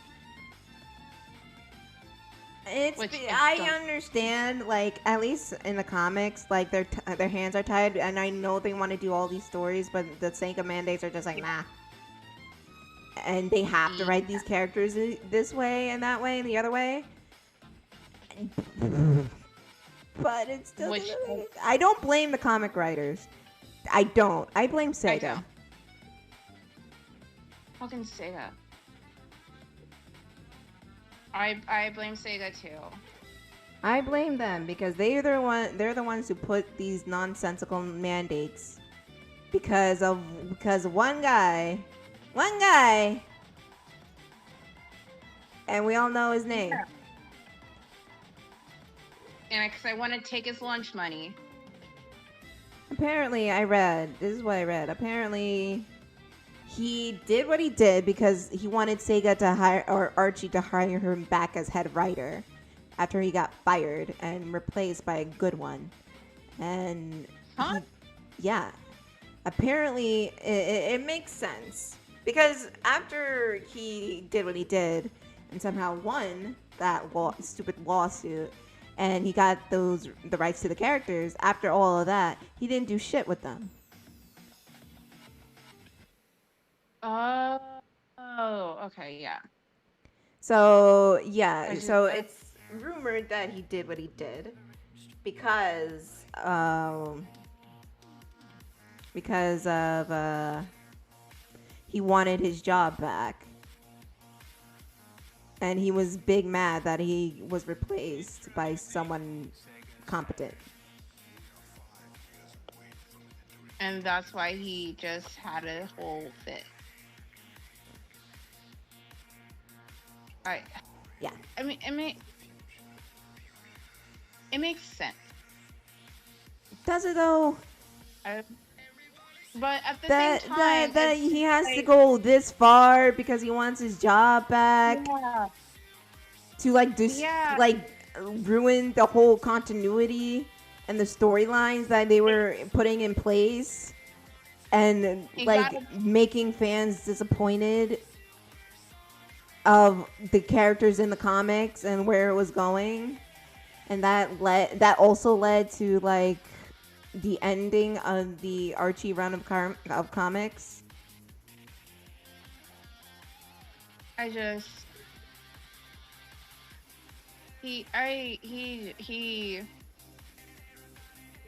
will say that he is something else. He's a dick. Like he went this far because he wanted his job back. Like, dude, go write fan fiction. People pay you for that shit. Right. Even back then, people would still pay you for that shit. Like, go off and write fan fiction. That's fine, but you didn't have to go all these legal loopholes just to get what you want. And you didn't even get what you want. And what do you even do with what you got? Nothing. And that's the biggest insult of all. Like, you went all through all of this for no apparent reason. But to be a big jerk about it. Yeah, it was very childish, and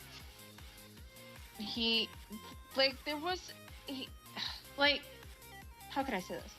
There's ways to properly, I think that's the proper way, I don't know, to go about fighting for like whatever you fight for or whatever. Like there's examples. That example of what he did was a wrong example and it should not be done because you're just gonna look god awful and nobody's gonna wanna like work with you. And that's essentially what happened.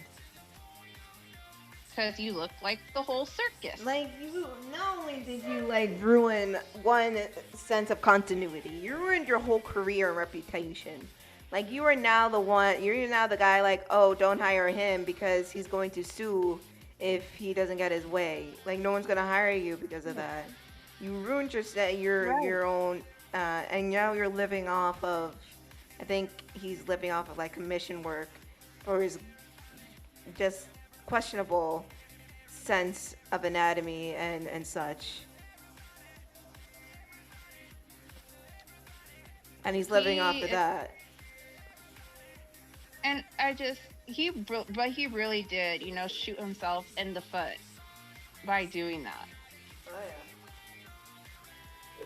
Because now nobody's going to want to work with you because everybody knows you as the guy that basically sues everyone if you even try to do whatever it is you're doing and he doesn't like it, he's going to fucking sue you and be like, well, they try to do this and they try to do that.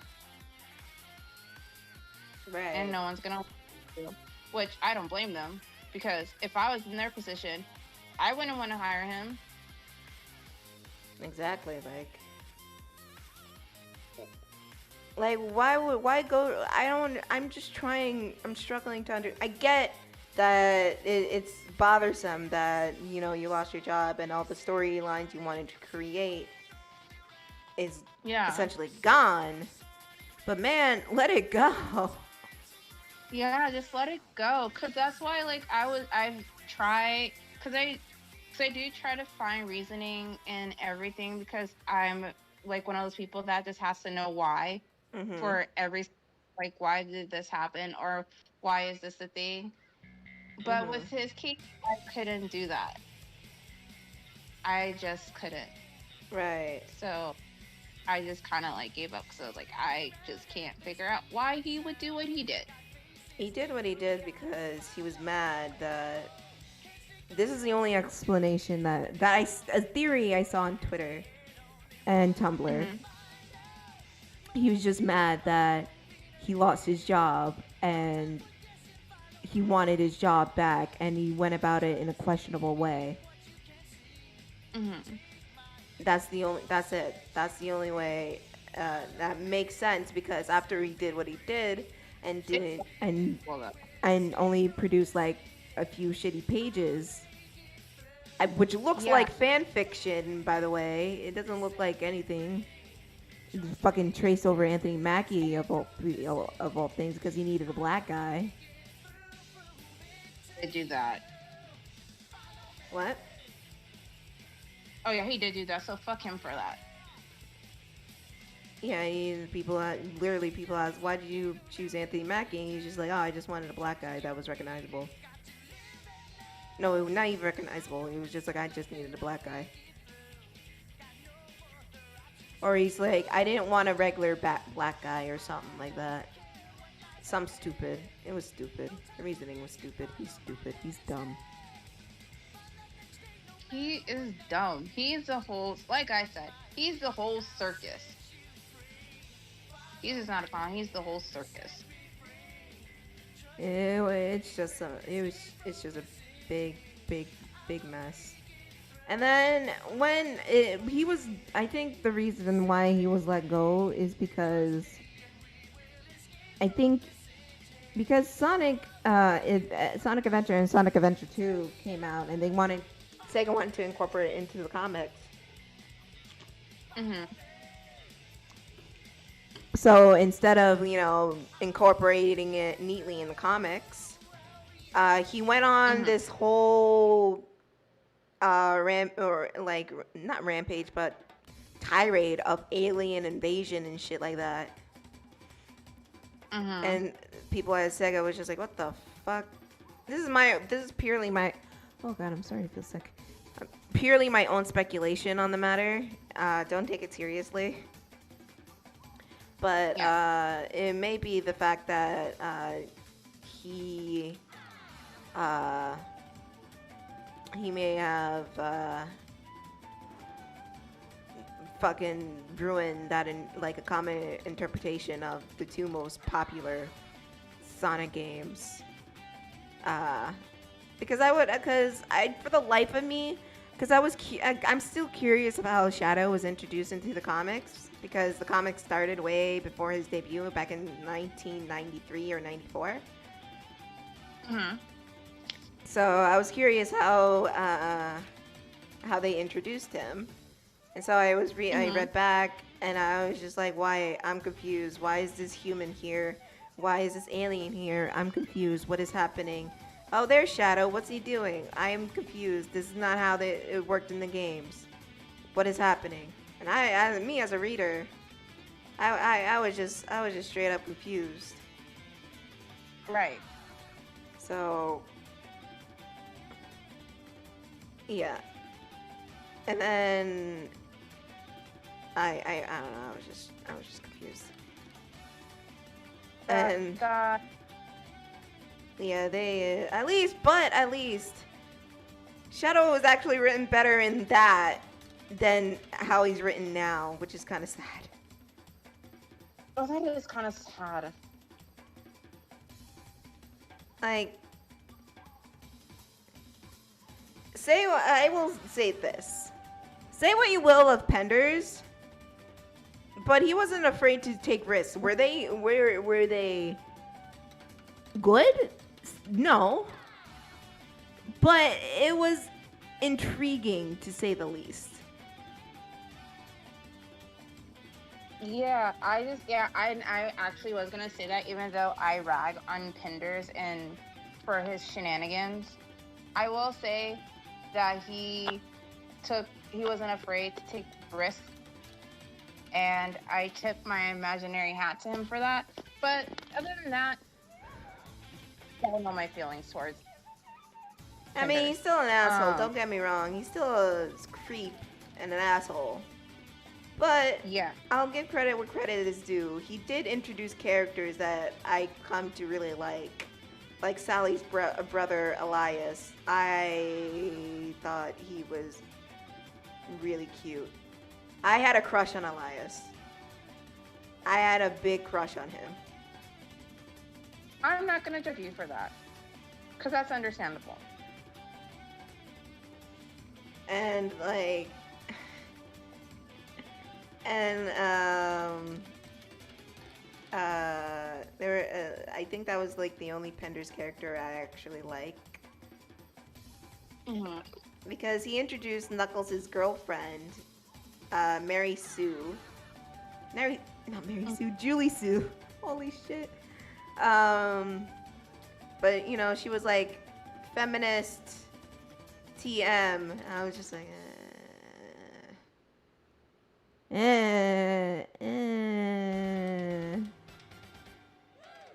Choices were made. I was just like, okay, whatever. I mean, sure. I mean, I'm not putting her in. It depends on Jessica. If she likes, I don't know how to feel about Julie Sue. Neither do I. She's just, I don't know. She's there to serve as Knuckles' girlfriend, and that's really it. Much like Amy is. But Amy is better written than Julie Sue. I don't know how to,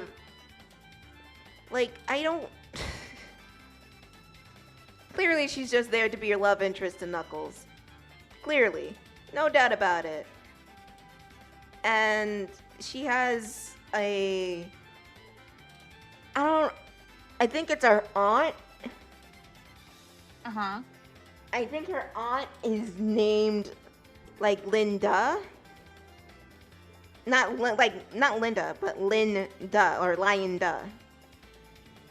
And she was like an evil echidna that worked with Dr. Eggman. Also, why make Knuckles' girlfriend specifically an echidna? You know exactly why they made her an echidna. He was because he's the last of his race, and you know they need to repopulate. They did an Ice Age 2. What? What? You remember Ice Age 2, where like the mammoth Ray Romano, Yeah. is like finds Ellie fucking another mammoth, what's her face, Queen Latifah. I'm just saying the voice actors' names because I don't remember their names. Oh, I think her name was Ellie. Ellie or something like that. Whatever. Queen Latifah. And Ray Romano.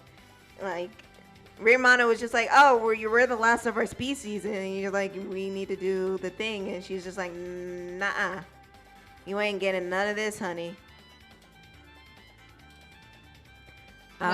You go, Glen Coco. You go, I Glen remember seeing Coco. that. But yeah, that's essentially what Julie Sue was to Knuckles. But she was just like, I don't need no man. I think she beat up Vector at one point. What? I think she like fucking knocked Vector on his feet because Vector was trying to flirt with her, and she's just like, ew, man, and then knocked him on his feet. Oh my god, that's fucking glorious, actually.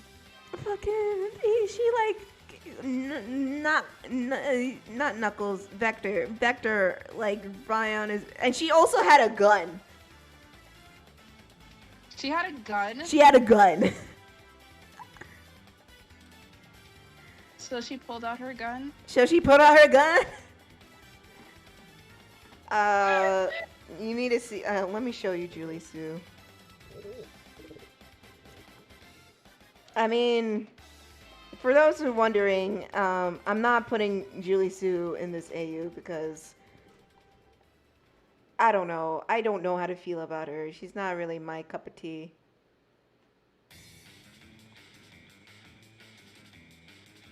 I mean, her design is okay. What? Here's my thing about Julie Sue. Why the fuck does she have mittens like Knuckles? Like, why can't she have like fingers? Like fingies? Here, where's Discord? Let me show Kris Julie Sue. I'm absolutely very, very curious. Linda, is it Linda or Linda? Whatever. Was kind of fine though. Yeah, I like Linda. But Julie Sue was another story. I don't know. Yeah, I don't know how I feel about her. If I can get a full body of Linda to show you. Because she was like an evil echidna that took no shit. And I think she worked for King Shadow in the 30 Years Later arc. Uh-huh. But now she's working with Eggman, or at least before she got erased.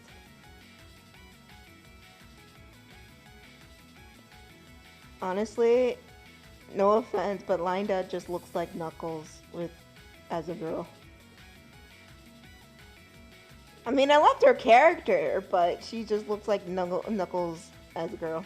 King Shadow murderized her. Oh yeah, there was this time loop where Sonic. Did I tell you about Sonic's midlife crisis and how he went back, how he hates his fucking kids, and he went back in time? Wait, no, you did not tell me this, but now I am intrigued. Oh my god! Oh, there's another picture I wanted to show. People made redesigns of Linda and Julie Sue, which look way better. But but they just look like Knuckles to me. Let me get the image I wanted to show you. That's Linda. I just showed you. Okay, that's fine. Oh, oh. And this is what I found on Tumblr because I immediately saved this. I was just like, I need to show Kris this. This happened as well. Knuckles with a bazooka. Wait. What? Hold on. He had. Wow. Yeah, that happened. He really pulled. Wow. Mm-hmm. He pulled out his gun. He pulled out his gun. If y'all don't give me back the Master Emerald one, I'm gonna shoot you in the head too. And now I'm in the closet. Now I'm in the closet too. Now.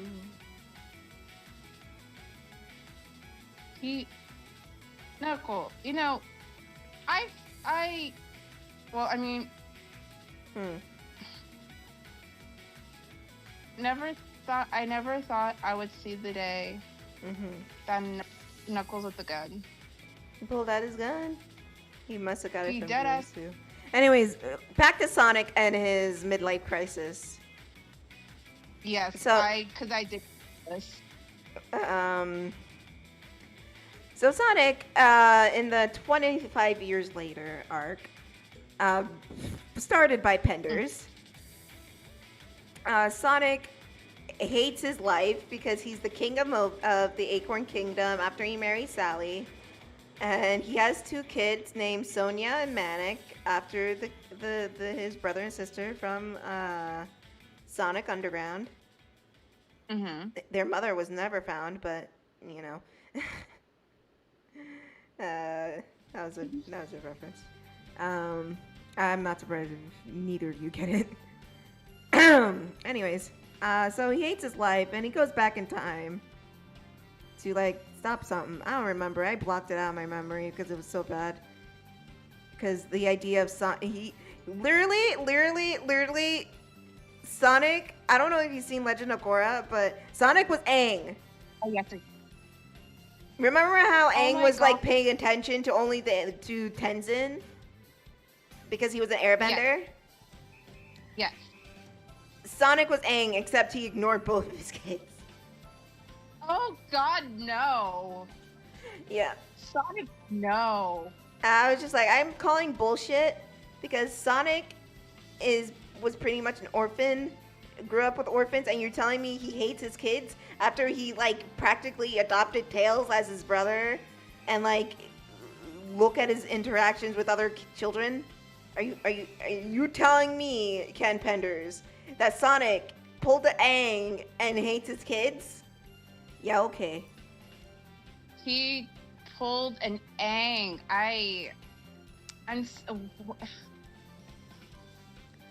He pulled a full Aang. And the bastard said he fucked them kids. He really said fuck them kids. Yep. Yeah. That happened. And then he went back in time to stop something, and then something happened. And then I guess Penders never finished that arc. Because it was like, you know how in comics, like there's the main story and then there's the side story? Yeah. I guess he never finished that side story. But it went to... I think he like went back to the future and everything was messed up. And then Flynn, the current head writer, the good writer, came back and did like continued the arc where he where Sonic lost everything and he's a hobo living under a bridge. And like Knuckles' daughter, Lara Sue, and Tails need to save the kingdom from Shadow, who they made evil, which I don't appreciate.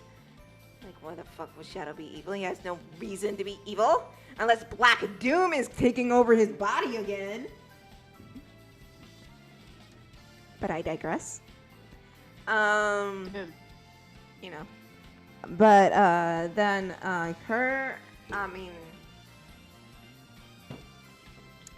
Sonic, Tails. Wait, no. Let me backtrack. Lara Sue is part of Resistance group to fight against Shadow's reign, and Lara Sue and Tails found Sonic in a ditch. He's just like eating an old hot dog or a chili dog, and he's just like, you know what? Hey, buddy, what's up? What? Wait, what? I'm not joking. Oh my god. You think I'm joking? Oh. What? Oh my god. You think I'm fucking joking? Where is it? No, it's absurd. Like,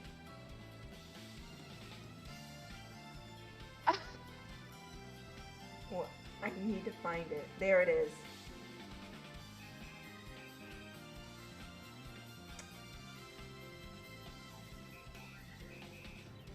They found Sonic in a fucking alleyway eating a whole old chili dog. oh my fucking god. Being a fucking homeless piece of shit. This might be the greatest thing I've ever, even though he's a piece of shit. Hendrix is a piece of shit. No, this was Flynn's writing. This was Flynn who did this. I don't. But I'm guessing. Oh god. Oh, I think it was the aftermath. Oh no. This is Flynn because Flynn came in 150 or 160. Jessica might know when Flynn came in. I think it was 160 he came in. But yeah, this was Flynn. Mm. But, you know, fucking... Oh my god. The music fits because it's so stupid how this worked out. Flynn came in and he was like course correcting everything. And he's just like, hey, let's fix this. Let's not make this like, okay, let's have him beaten down. Fine, whatever. That's cool. But we're gonna make him king again. And you know what? Okay, you know how like only Shadow and to an extent Silver and Sonic can do chaos control and chaos energy shit? Knuckles' daughter can do the same shit. What? She's not Sonic. Fuck Sonic. He's like going off eating a hot dog. Lara Sue, the daughter of Knuckles, was the one to defeat. I just found it. She was the one to defeat King Shadow. Not Sonic. Not even Silver. I don't even think Silver was a thing back then. But Knuckles' daughter, she was the one to have the killing blow. Oh my god. And I'm here like, alright, Flynn, I respect your writing and I really love your writing, but this is some bullshit and you know it. It must have been some leftover remnants from Penders. I refuse to believe that Flynn would write this. I'm just laughing at the fact, that you made, this person made Sonic Yeah. so far down on his luck that he is eating a goddamn hot dog that he found in the fucking dumpster. Yeah. That is fantastic and absolutely hilarious, and I fucking adore it. I think that, I mean, that's funny. You know. I'm so depressed, I'm so sad. Fuck everything. Let me just eat this hot dog I found in the dumpster. But no, it's not fine.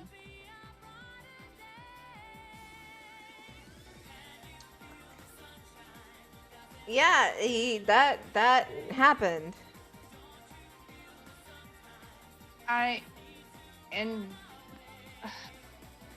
Okay. Mm-hmm. And so everything This I guess, yeah. Sonic had a midlife crisis and he like fucked everything up. And then this Lara Sue came in and fixed everything. Well, I don't even know. I don't even remember where Sonic was at the moment. I think Sonic got KO'd by Shadow because Shadow said, "Oh, you're out of practice, Sonic. I am the ultimate life form." And then this random teenage echidna comes in and is just like, "Hey, bitch, fuck you, Chaos Control." I'm just like, "Hey, wait a minute, no." No, only the hedgehogs can have chaos control. And how the holy fuck does a random ass the teenager defeat the master of chaos? Are you fucking kidding me? Are you fucking Ian, what the fuck? Was this please tell me this was like remnants of Ken, because dude, what the fuck? This is so stupid. Oh. That is freaking dumb. It was stupid. It was stupid. They just wanted Lara Sue to be so relevant. I'm just here like, she's not relevant. Get her out of here. I don't miss her. Which, first of all, this is fantastic. That is, I have no words. Yeah, I don't blame you. I'm shooketh. There was a Game Grumps episode where they were looking at the comic art of Sonic comics. Do you remember this? Mm-hmm. It came out about 2 years ago. Oh yeah, I do. Yes, I do. I watched it the other day. I was just like, I kind of want to just sit down with them and explain the whole lore. I was just wanting to like, hey, buddies, if you thought the Sonic lore was fucked up, let take a seat and grab a drink. And they made her ask more relevant in the Silver Arc in Sonic universe. Wait, what's Silver Arc? You mean the 30 years later where Sonic and Sally come back together and Shadow came back and then he like fucking murdered Linda in cold blood? He's just looking at her bracelet, is just like, hey, this shit is keeping you here, right? And she's just like, yeah, and then he just crushes it. Oh god. Yeah. That happened. That happened? Yeah. Oh god. Shadow gave no fucks. God damn, Shadow. I mean, you're my boy and all, but god damn. He gave no fucks. He's just like, hey, you see this? This is keeping you alive? Crush. Damn, I need to find that. Hold up. I need to find that for you. There's a lot of things I need to find for you, but holy shit, I need to find that for you. Color me shocked. It's fucking funny. It's so hilariously stupid. Which one? Which Sonic universe? Oh, that one! Oh, now I remember. Oh, okay. Now I see. Now I see. But that's not what I'm trying to find.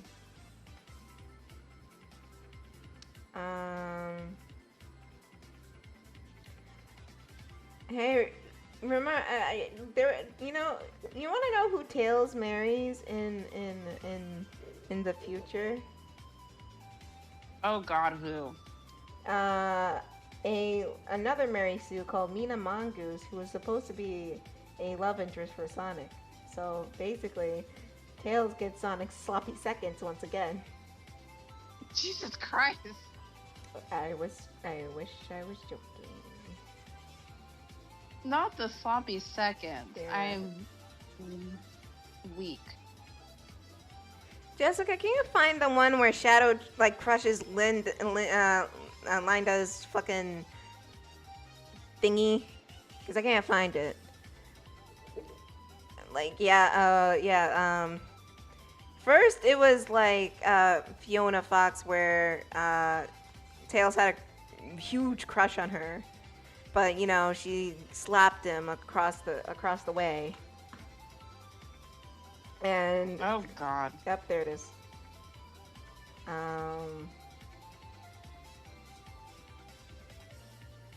Fuck you. Here we go. Where's your? There you are.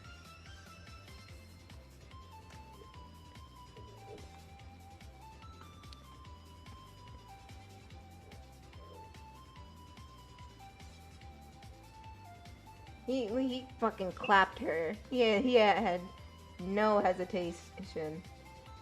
Shadow!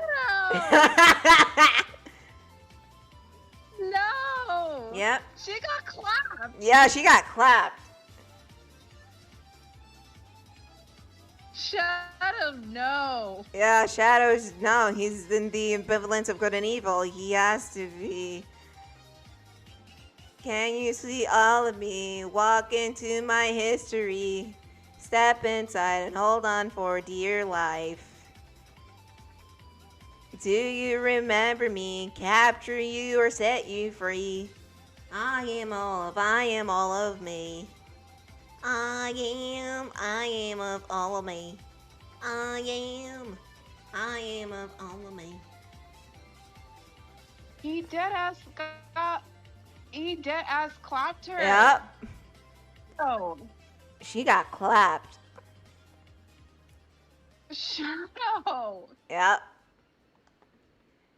My boy! Oh yeah, he gave no fucks. I mean, it was kind of hot, but that's not the point. Not the. I mean, yeah, high key. Like low key, his power, him being all big and powerful and shit like that is kind of hot. Don't get me wrong. Yeah. It's very attractive, but he gave no fucks.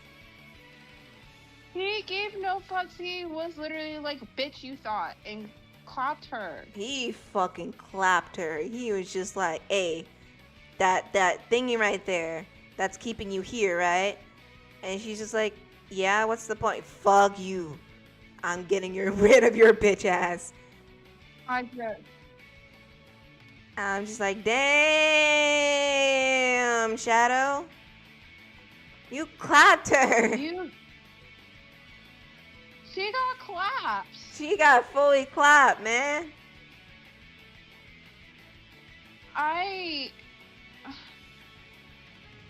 Damn, Shadow. Damn, Shadow. Y'all didn't need to clap her like that, but damn. He dead ass was like, bitch, bye. And now he literally, that was like fucking, that actually does remind me, like how she like fades and stuff. It reminds me of Mr. Stark. I don't feel so. Oh my God. How dare you. We won't talk about that, but that's it. Mr. Stark, I don't feel so good. He clapped her. He fucking clapped her. He gave no fucks. He was just like, hey, what's that? Is that keeping you here? Fuck you. He clapped. She got clapped. You about to get clapped. You about to get clapped. Deadass got, damn, bro. Wow. Yeah, he gave no fucks. He gave no fucks. I was just like, damn, Shadow, that's hot, but damn. God damn. All hail Shadow. I still like Shadow, but goddamn. All hail Shadow. Heroes rise again. Obliterating everything that's not your friend. Nothing can stop you now. A no ghost can bring you down, and nothing left to lose. You win. Bam! Bow your heads now, all hail Shadow. Bow your head now, all hail Shadow. He dead ass. He clapped it, yeah. He clapped. I am color me shocked. Yeah. God damn, Shadow. You didn't have to do her like that. You know, and I think she had a son as well that she was protecting. Oh God, that makes it worse. Yep. She did all this to protect her kid. And he was just like, oh, no. bitch, you thought. Give me your shit. I'ma clap your ass. Yeah, Shadow, my boy. He gave no fucks. God damn. He gave absolute no fucks. He was just like, come on, little mama, let me clap you in your ear. Let me tell you something that you might like to hear. I'm gonna take your little bracelet and snap you out of here. Wait till you see my Air Forces.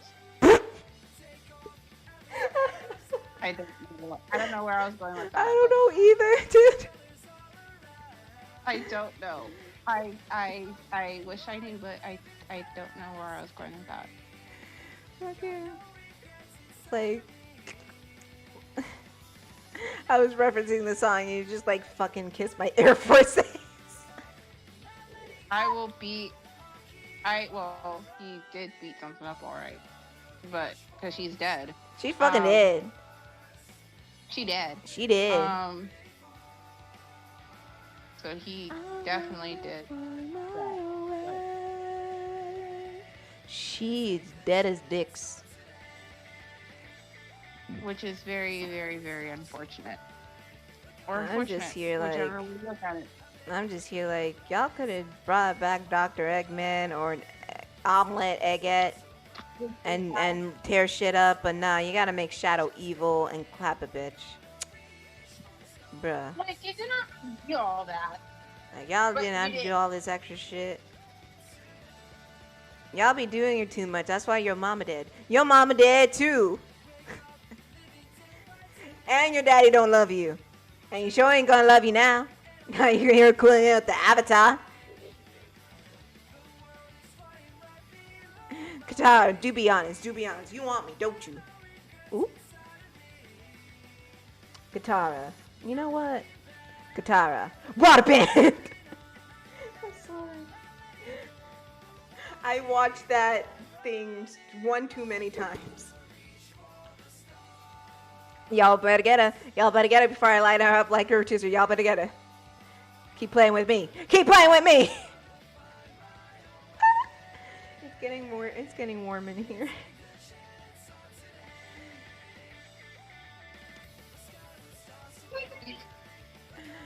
Oh man. I don't even know what I'm doing with these shoes. I kind of know, but again, it's like I do, but I don't, but I do, but I don't. Right. I reach for the stars. Oh my god. Point is, that future arc was just fucking hilarious. The fact that Penders said Sonic hates his kids was funny. You dead ass. What does that mean? Fuck them kids. He said fuck them kids. I'm just here like, y'all know he was an orphan at one point before his parents came back, right? Y'all know he like suffered like I can understand like wanting him to go through things while he's older or shit like that. Yeah. I can understand that, but you were telling me this motherfucker right here, the ray of sunshine, the grade A cocky dumbass, hates his children? And you're expecting me to believe that? Is that what you're expecting me? Because I don't believe that. If that's what you're expecting me to believe. There's no Right. way in all holy hell this dumbass motherfucker would hate his children. I'm sorry y'all tried it. Yeah, it was cute. It was a cute attempt, but nah. They really tried it. Like, see this dumbass motherfucker? He hates kids. I'm just like, you are He hates incorrect. kids. He's literally fuck them kids. He's like, fuck them kids. I'm going back and changing the past. I don't want it. I can understand him not wanting to be king. Yeah. Because not even I don't even like the fact that Sonic was king. Like, that doesn't really suit him. In fact, despite everything, I don't think it suits Sally either. Like, her turning into... let me finish. Sorry. Her turning into, like, this, like, docile queen, because that's what she practically was during those arcs. She doesn't do much of anything. She was just like... Sonic's just like, here, take care of the kids. And she's just like, wait, what the fuck? Alright. And, like, she's been tossed around between Sonic and Shadow. I'm just like... You know she can deck him in the face, right?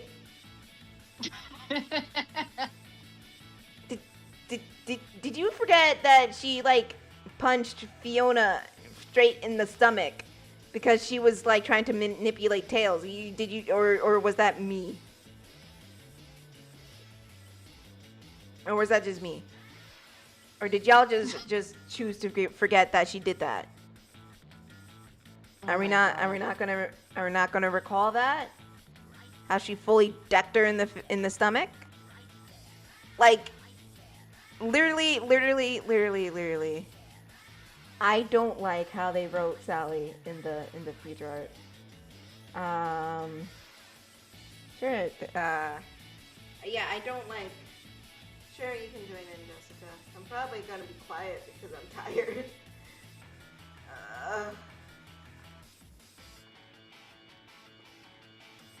Or I don't know, because I'm getting tired.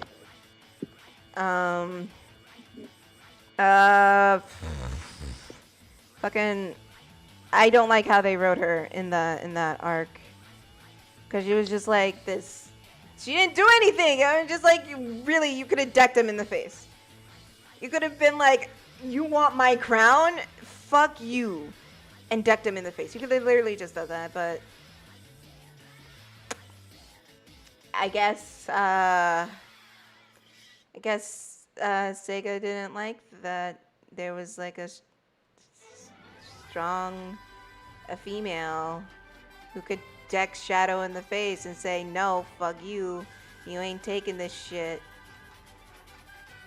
You can suck my acorns if you try it. Question is, yeah, and Sega, we all know that Sega is well, Sega hates Sally. Which that's very, very clear. They just hate her for reasons. Because they don't want to see Sally win. Nah.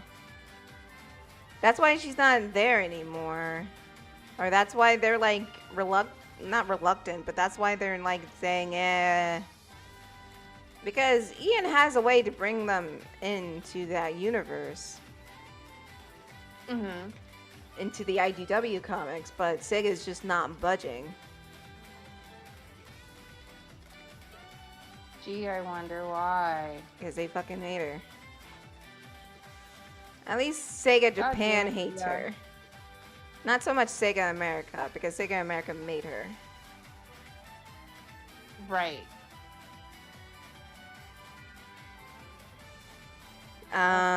So yeah. Sega America made her. But there's been so many clashes between Sega America and Sega Japan over this damn blue hedgehog. It's not even funny. Why, first of all? Because they like, the cultures are different. Like, Sonic honestly was originally written to be like a counterpart for Mario. and Uh-huh.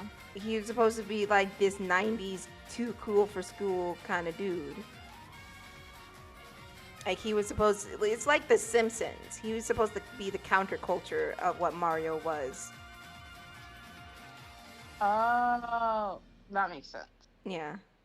But And when it came time to like make him into like a cartoon, that was Sega America's job, and they made two cartoons in the 90s where one was more comedic and one was more dramatic. And well, lo and behold, the more dramatic one was more popular, but they were both named the same thing. I don't know. I don't know why that was, but it was a thing. That's a thing that happened. But it was a thing. Yeah, that it was a thing that happened. And They allowed it to happen. they allowed it to happen. I don't know why, but they did. And They allowed it to happen. it was a thing that happened that they allowed it to flourish. You know, it was a thing.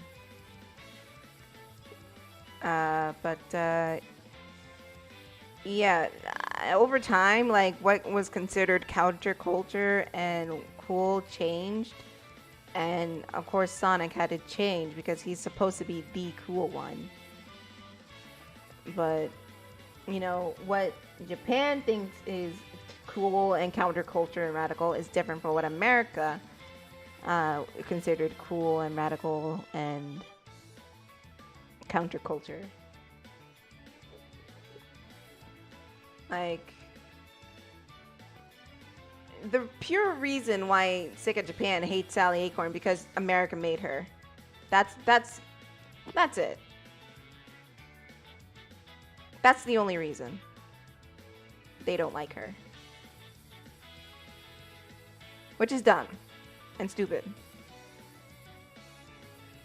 So stupid.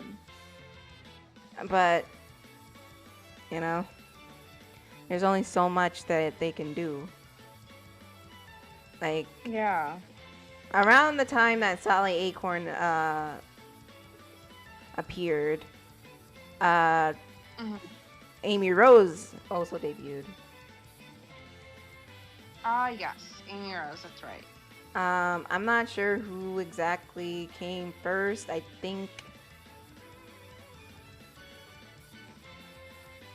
it may have been Sally because the cartoon premiered in 93 and Sonic CD came out in 93, but Sally was seen in other mediums before that show came out. Originally, she was pink with black hair, and at first she was blonde, a blonde squirrel, and then she was, she changed into a pink squirrel or a pink chipmunk with black hair. But then I don't know. They got rid of the pink because I guess, during that time, especially in the 90s, the Smurfette effect was like a big thing. Oh yeah, because I was gonna say, wasn't that around the time when the whole Smurfette thing was like a whole, thing?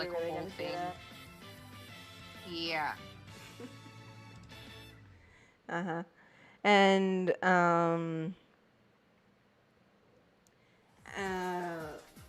was I saying?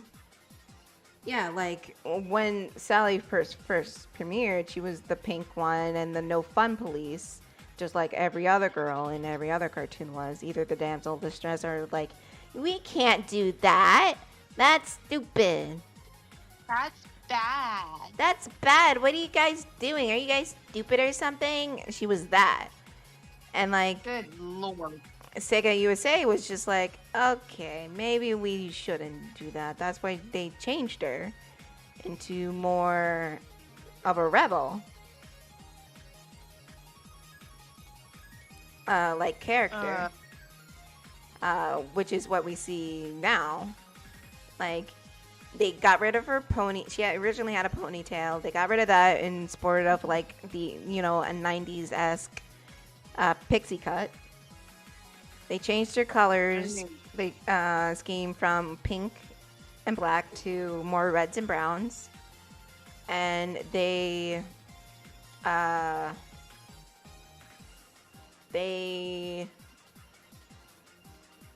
else did they do? They made her more sexy, to say the least. Huh? Okay. I say I use the term loosely, like sexy loosely, because originally she was they added more curves to her. Because, you know, boys didn't appeal to that girl character.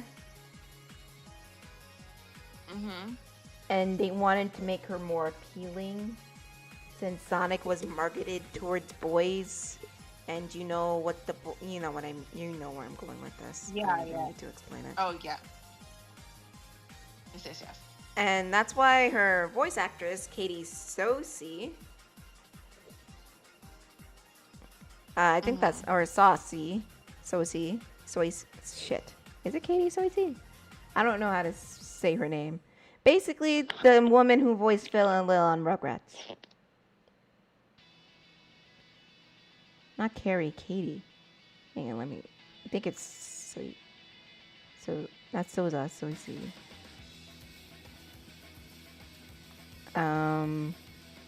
And she originally gave Sally a very high-pitched, like, Sonic, you're not supposed to be doing that kind of voice. But, you know, after her Sally's design changed, they told her, like, can you sound more rebellious? Like, rebellious in a way. And she went from, like, Sonic, you're not supposed to be doing that, da da da da da, to like, Sonic, you need to listen to my plan, or some like deeper, like more seductive, and apparently that worked, because a lot of people like Sally, maybe a little bit too much like Sally, but a lot of people liked her. God. For reasons, you know. Yeah. But hey, it worked. And that version of Sally was, like, very successful. And she actually did more action. She was actually on the missions, and she wasn't like the brain behind the computer. She was also the brain and the brawn. She was just she was basically a well-written action girl, like one of the few well-written action girls in the show. And like that version of Sally, fucking like avoided that Smurfette effect, because one, they didn't make her a fucking hedgehog. I'm saying they didn't make her a fucking hedgehog, not because I hate Amy. No, I don't hate Amy.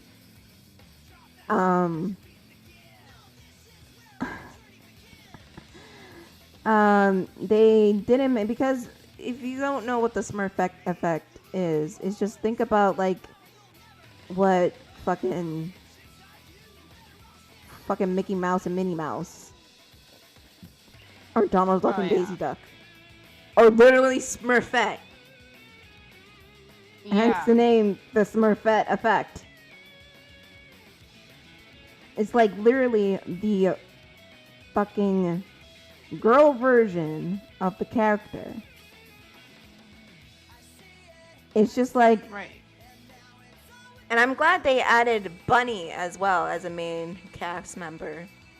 Because not only do you have Sally, but you also have Bunny, who also has that nurturing kind of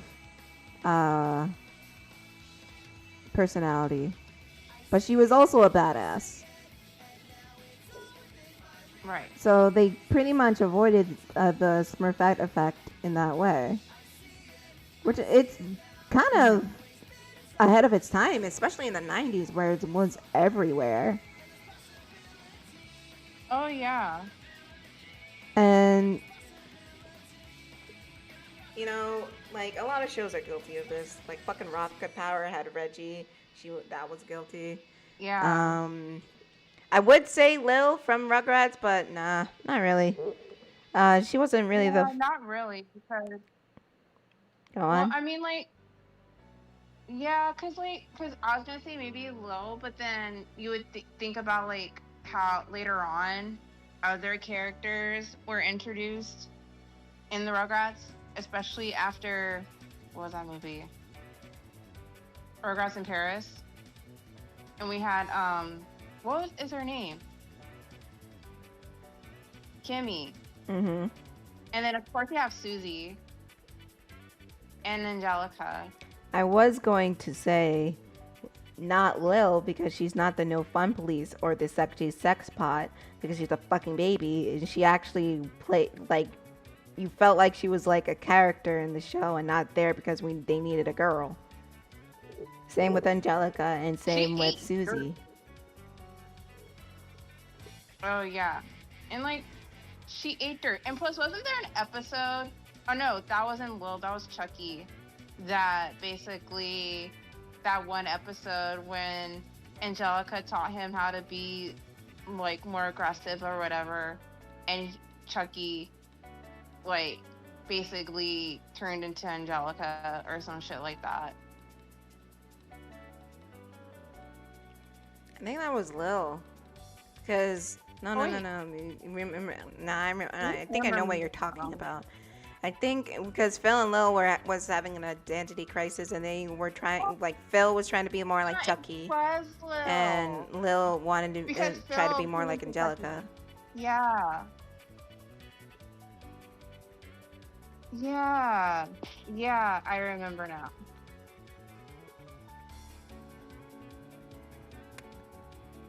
Yeah, that was a thing. Yeah, that was the thing. But I can go on and on about the Smurfette effect. It's what I say. It's in shows nowadays, not really anymore. Now, if I had to think about like modern shows, nah, not really. But it was kind of everywhere. Like, Yeah. Avatar was kind of guilty of this as well with Katara because she was the no fun police and she was the love interest and everything like that. But that I would say season 1 Katara, but they flesh out her character a lot. Yeah. I was But- gonna say because like her character did improve after season 1. Yeah. And but yeah. Like Avatar is one of those shows where you have to like you're rewarded from getting through season 1 because season 1 ain't it for everybody. I will admit it's not for everybody, but It's not. it really picks up like at even the first few episodes.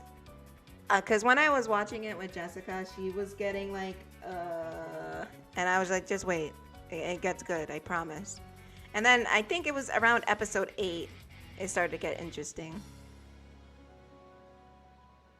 Yeah, because even though like I've watched Avatar before, I did have a little bit of a hard time with getting through season 2. But then when I got to episode 8, I was like, Oh, You mean okay. Well, season maybe one? because I literally almost stopped watching the show You mean season after, one? or not season two, season one.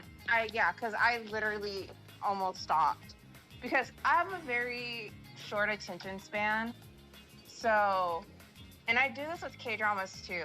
Like, I have a very short attention span. So, because I usually give it like, my thing is that I usually give shows like the 3 episode chance. And if I can't make it through the 3rd episode, I'm honestly done. And that's how I was with Avatar. I was like, why the fuck am I watching this? Like, just like, why? I don't want to give the show a chance because this is fucking stupid. Yeah, it's one of those shows where it's the same with Sat AM as well. The first season is goofy, but it really picks up the second season, and then it got canceled. Where it teased Metal Sonic, and I was here with my dick in my hand, and I'm just like, well, damn it. I still can't believe I can't find that fucking clip where Uncle Chuck was getting roboticized and Sonic was like fucking crying, saying, no, Uncle Chuck, I need to save him, and Sally was pulling him away, saying that we need to go. I can't find that fucking clip. Damn. It's like burned into my memory.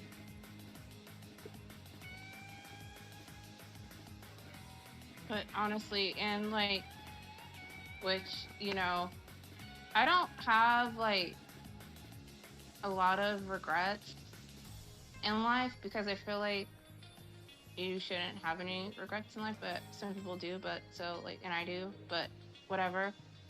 But I know this is like one of those like, we will never speak of this, but I still stand by regretting watching The Last Airbender. And because that was some bullshit. But I did see Avatar, but I don't remember if I liked them. I don't remember if I liked it. Wait, which Avatar? The James Cameron one or the M. Night one? The James Cameron one. Oh, that movie was stupid. Maybe I hated that one. Man, it was just forgettable. Yeah, because I watched the Zoe Shaman- Saldana's in that, I think. I think so. I think she was the blue chick that dude. I don't even remember who acted. I just remember Zoe Saldana and Sigourney. I think Sigourney Weaver was in it. Shit, I think she was. Fuck, I don't remember that movie at all. That movie is like one of those things that you kind of remember seeing it, but it's also a blur. That's literally the Avatar for me. Avatar, like the James Cameron Avatar was fucking boring. It was so boring. I fell asleep. I do remember that. It was just like it just toted itself. Like, oh, we're effects heavy. Like we used this and this and that. We used so much motion capture. And I'm just like, all right, cool. What about the fucking plot? The what? The plot. You know, the thing that's in a movie. Everybody watches movies for. Yeah. Like, everybody watches movies for the fucking plot. Like, you know, the thing that will make your movie memorable. Other than, I know it's a visual medium and shit, but damn. Plot, please. What's your plot? Oh, it's an environmental message. The destroying the trees are bad. I'm just like, all right, you're Fern Gully. You're just a more expensive Fern Gully. I was gonna say it was like Fern Gully.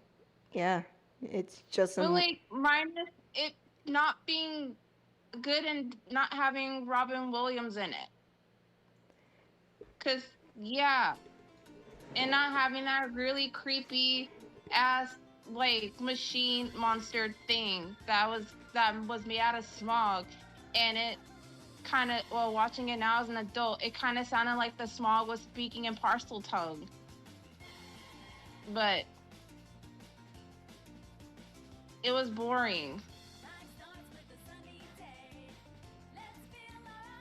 Pretty much. It was just a worse Ferngully. It was so bad. Did I tell you about how Jeffrey Katzenberg like screwed over Robin Williams? No. Okay, so you know how Robin Williams was doing did Aladdin, right? Yes. So I believe Lindsay Ellis did a video on this, which can explain this way better than I could. She makes excellent video essays on film and literature. So the thing was, they got Robin Williams.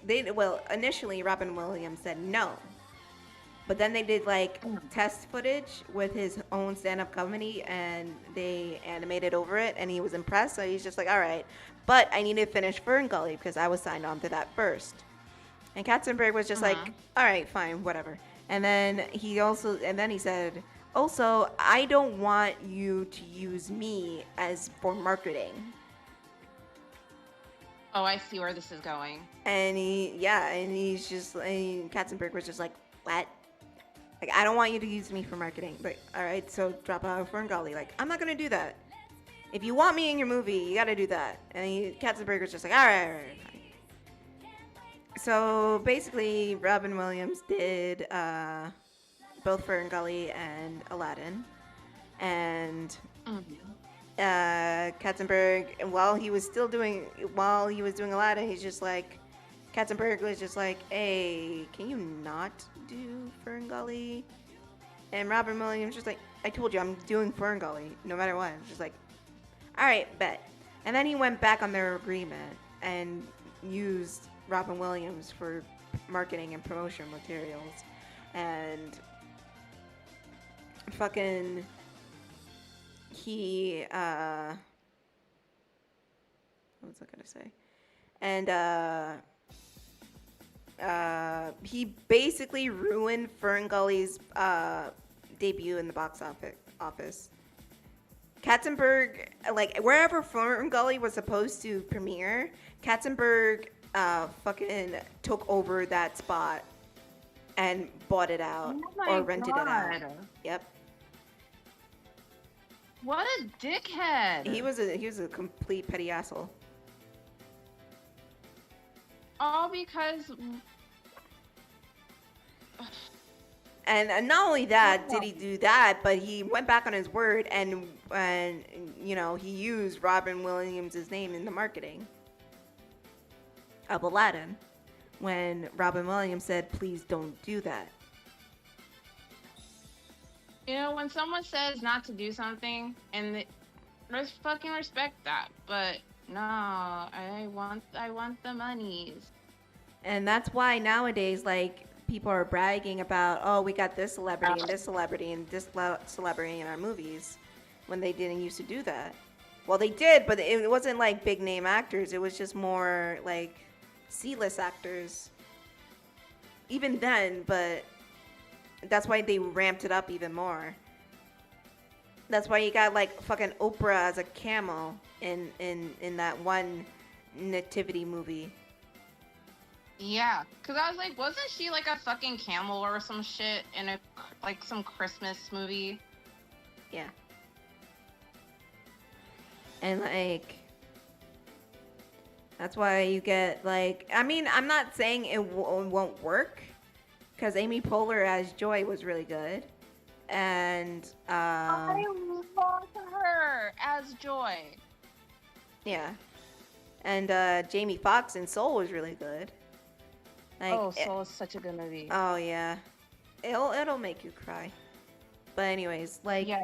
Those things, and I'm not saying it won't work. It's just right. Like, I'm here wondering why you need to do it in the first place when you don't see the actors and they don't fucking care who's in the movie when you're just looking at the pretty animation. Right, it's the principle. Yeah, like I don't care, because Did you know Christian Bale was Hal in Howl's Moving Castle? He was? Yeah. I didn't know. Wait. Yeah. Because, like, I knew Hal's voice sounded familiar, but I couldn't put my finger on it, who it was. That was good He just old sounded Christian familiar. Bale. Oh my god. Yep. See, that's the proper way. And there was, like, something that I think it was like a movie or something, and it was like the person, like this, there was like a famous celebrity that was in it, but it wasn't like marketed or anything, like that nobody knew until the credits, and they're like, oh, this person is this person or this character, and I think it was like an animated movie, and Was it Val Kilmer? I didn't, like, I was shocked. Was it Val Kilmer? And like, I think it was Val Kilmer, yeah. Which movie was it? This was years ago, and God, I can't remember. Was this back in the 90s or was this years ago? Like a few years ago? I think it was. Hold on, maybe I can remember what it was if I look him up, because this was. Oh my God, this is just gonna bother me. It was, what was it? Oh, it was Prince of Egypt. Yeah, I knew Val Kilmer played him, and he's like, he always says yes to Moses' role, but you know. He does. But you know, to each their own. Yeah. You, my dude.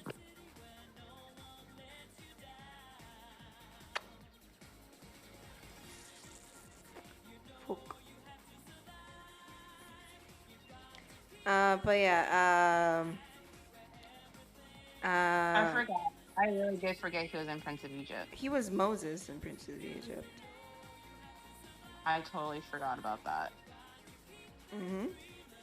And like, oh, my voice is cracking. Yeah, I don't think they marketed him. Maybe they did. I don't remember. It was back in the 90s. I was like an infant. But, yeah. Val Kilmer was in The Prince of Egypt. But, you know, he loves playing Moses. And did you know, I know, they did. You know why I know? Because they fucking mentioned Jeff Goldblum and Sandra Bullock. Oh, okay, yeah. They did. They fully did. I remember now. I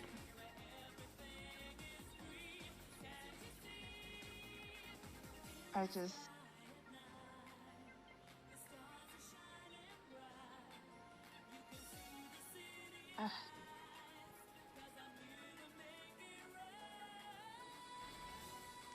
I mean, to each their own. Well, I mean, it's all about the money. I mean, fucking, they were barely in the movie. They played Moses's biological siblings. They only had like one or two lines. Yeah, because I was gonna say, didn't have like a bunch of lines. They just literally was like, oh, we're siblings or whatever. No.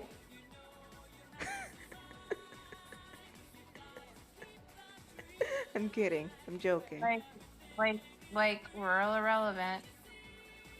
No, Anyway. like, remember that scene where it's like Miriam or something where he was yelling at, I almost said Joseph, Moses.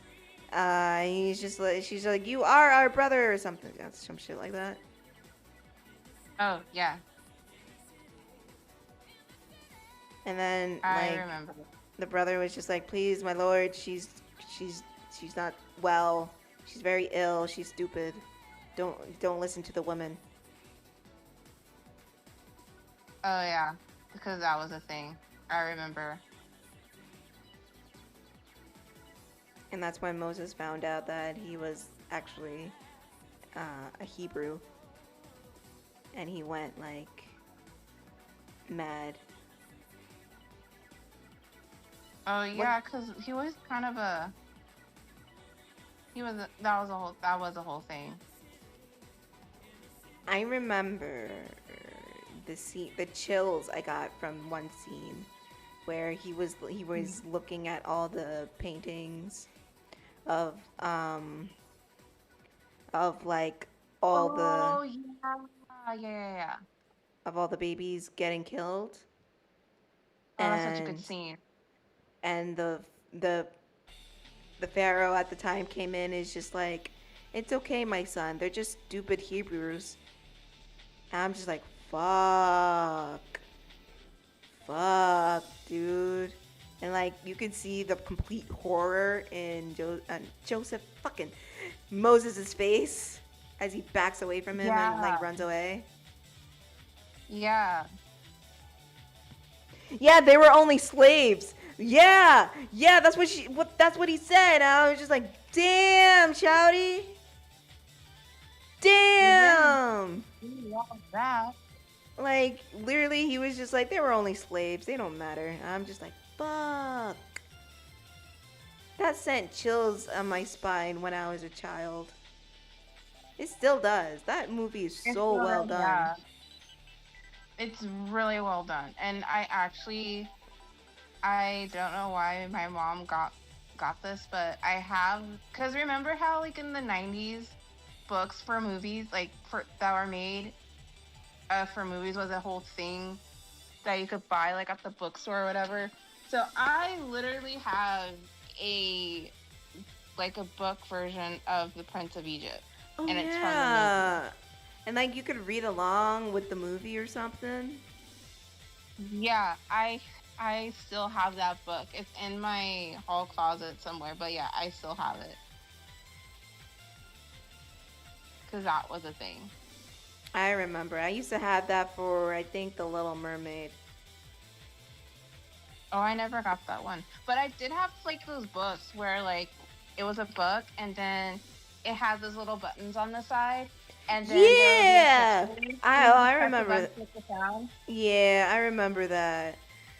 Yeah, I had one for The Wizard of Oz, and then I had one for Puss in Boots, and then I had another one for, I forgot what movie it was, but I had one for Wizard of Oz and Puss in Boots, and I used to listen to the Wizard of Oz one all the time until the batteries died.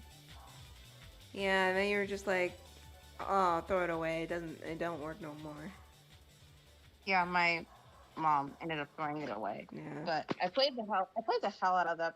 Man, those books are great. I remember. I think I had a Cinderella one and like a Snow White one. I don't remember too clearly, but I remember pressing those buttons constantly. And like you said, playing around with them until the battery's worn out. Yep, and annoying the shit out of your parents. Yep.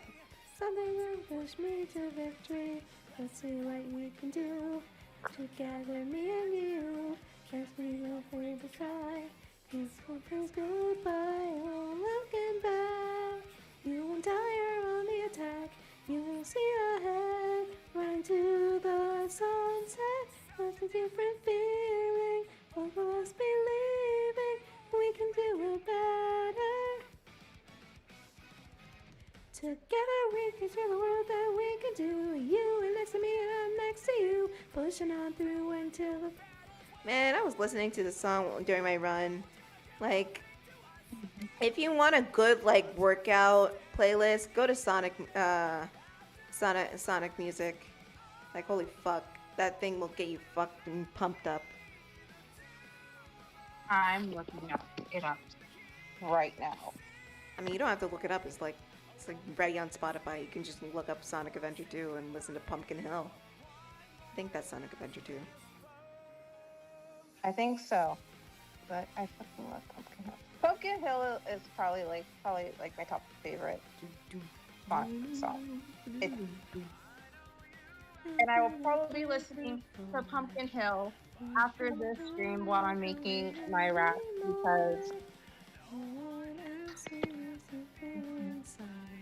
And Jessica wants to show you a thing. Can break up yes, all please tell me strife, anything. broken back.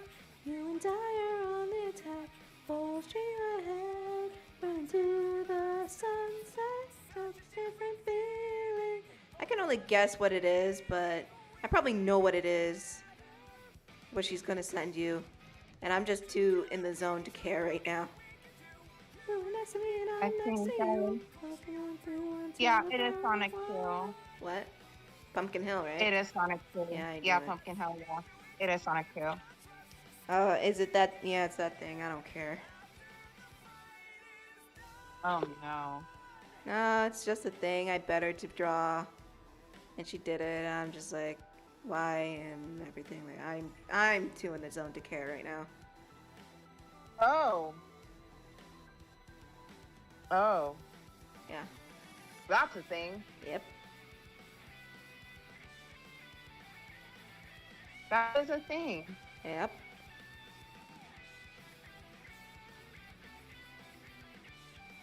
And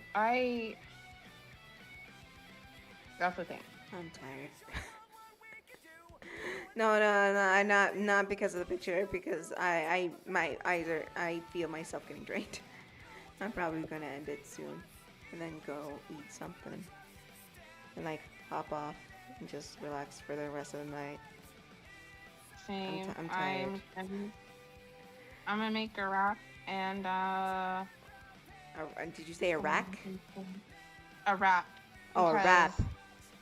I thought you meant a rack. You know what? You said a rack, and I was drawing over Sally's boobs. I was just like, you're gonna make a rack? Yes, I'm gonna make a rack. No, because I have these. My dad, because the other day my dad bought these really good spinach and herb tortillas, and I'm probably gonna make a turkey bacon wrap kind of thing with cheese on top. Ooh, that sounds good. I've never made a wrap before, but I'm gonna try my very best. I'm not very good at. I'm just not good at like the only thing I'm not good at, and I'll admit that, is I'm not good at making burritos and stuff like that. So learning how to wrap everything forever to learn how to make that shit. Like, it's not like the ingredients are just simple, but it's the wrapping part. Yeah. It's just the wrapping part, because I did try to make a burrito like a while ago, and I just gave up because everything just like started falling out again. And I was like, well, this is a thing. So I'm going to make that, and then I'm going to make like a little salad because I ate very poorly. Well, not poorly, but it's that time of the month, so I was just shoveling just random like food things that I wanted into my mouth, and so now I'm just like, well, I'm about to eat goldfish crackers. It's okay. I had the matcha Pocky, which was really good. It tasted like a matcha latte with a bit of chocolate in it. I haven't had one in so long. I kind of do want to go to like a cafe and get like a matcha boba. Same. Like, I want to go because like I miss it. Well, I can probably order it if I wanted to, but there's this local like cafe that's like one of those really cute like hole in the wall spots, and they have this latte. I don't know if they still make it or if it was seasonal, but they have this latte. It's a creme brulee latte, and it's so good. It's delicious. That sounds really and good. It's really good, and they do the latte art, and it's so freaking cute. But so freaking good, and I kind of want to go back. I want to go and get one, but it's too far. I'll just probably order one if I really want one. Yeah, but is it worth it? Like $20? Um, it was like $6 or $5 or something like that. Yeah, but you have to think about like delivery fees. But I have to order through Uber Eats, and that shit's not worth it. Yeah, that's the thing. Uber Eats gives like fuck. Uber Eats is just like steals your money and shit like that. Yeah. So my friend was like, because my friend ordered food the other day, but they ordered food through Grubhub, and they didn't get their food until like 2 hours later, and it was all cold. And like, dang, 2 hours? I would have asked for a refund at that point. What the fuck? I think they did though, because they were like, it shouldn't have taken 2 hours. And what the reason was, like, because the driver who picked up their food also picked up food for someone else. And so they were like, well, you're picking up food for other people, so we're just gonna do this. And then I was like, yeah, so like, remember on Monday I ordered food through Uber. So I ordered McDonald's through Uber Eats.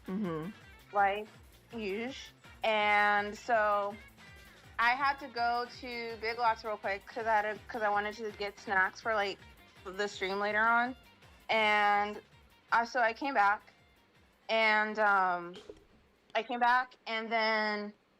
I got my food because the lady was there, and I asked her, did my food come? And she's like, yeah. And so I go and I grab my food, and I'm pumped because like I wanted McDonald's, and so I got my McDonald's. I took a French fry and I ate a French fry. I had to heat my food up because my fries were not hot. And so I was like, are you fucking kidding me? And then I opened my burger, and my burger, it looked like it was done like half-assed, like everything was crooked. So I was like, well, this is some bullshit.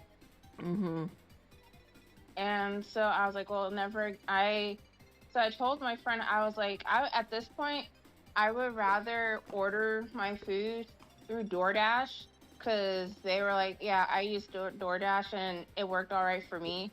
And so I was like, well, damn, I would rather order through them if Uber Eats is still gonna, continue to, because they give me my food on time, but it's just that my food was delivered cold, which was weird because when I ordered breakfast from McDonald's, my coffee was hot and my food was warm.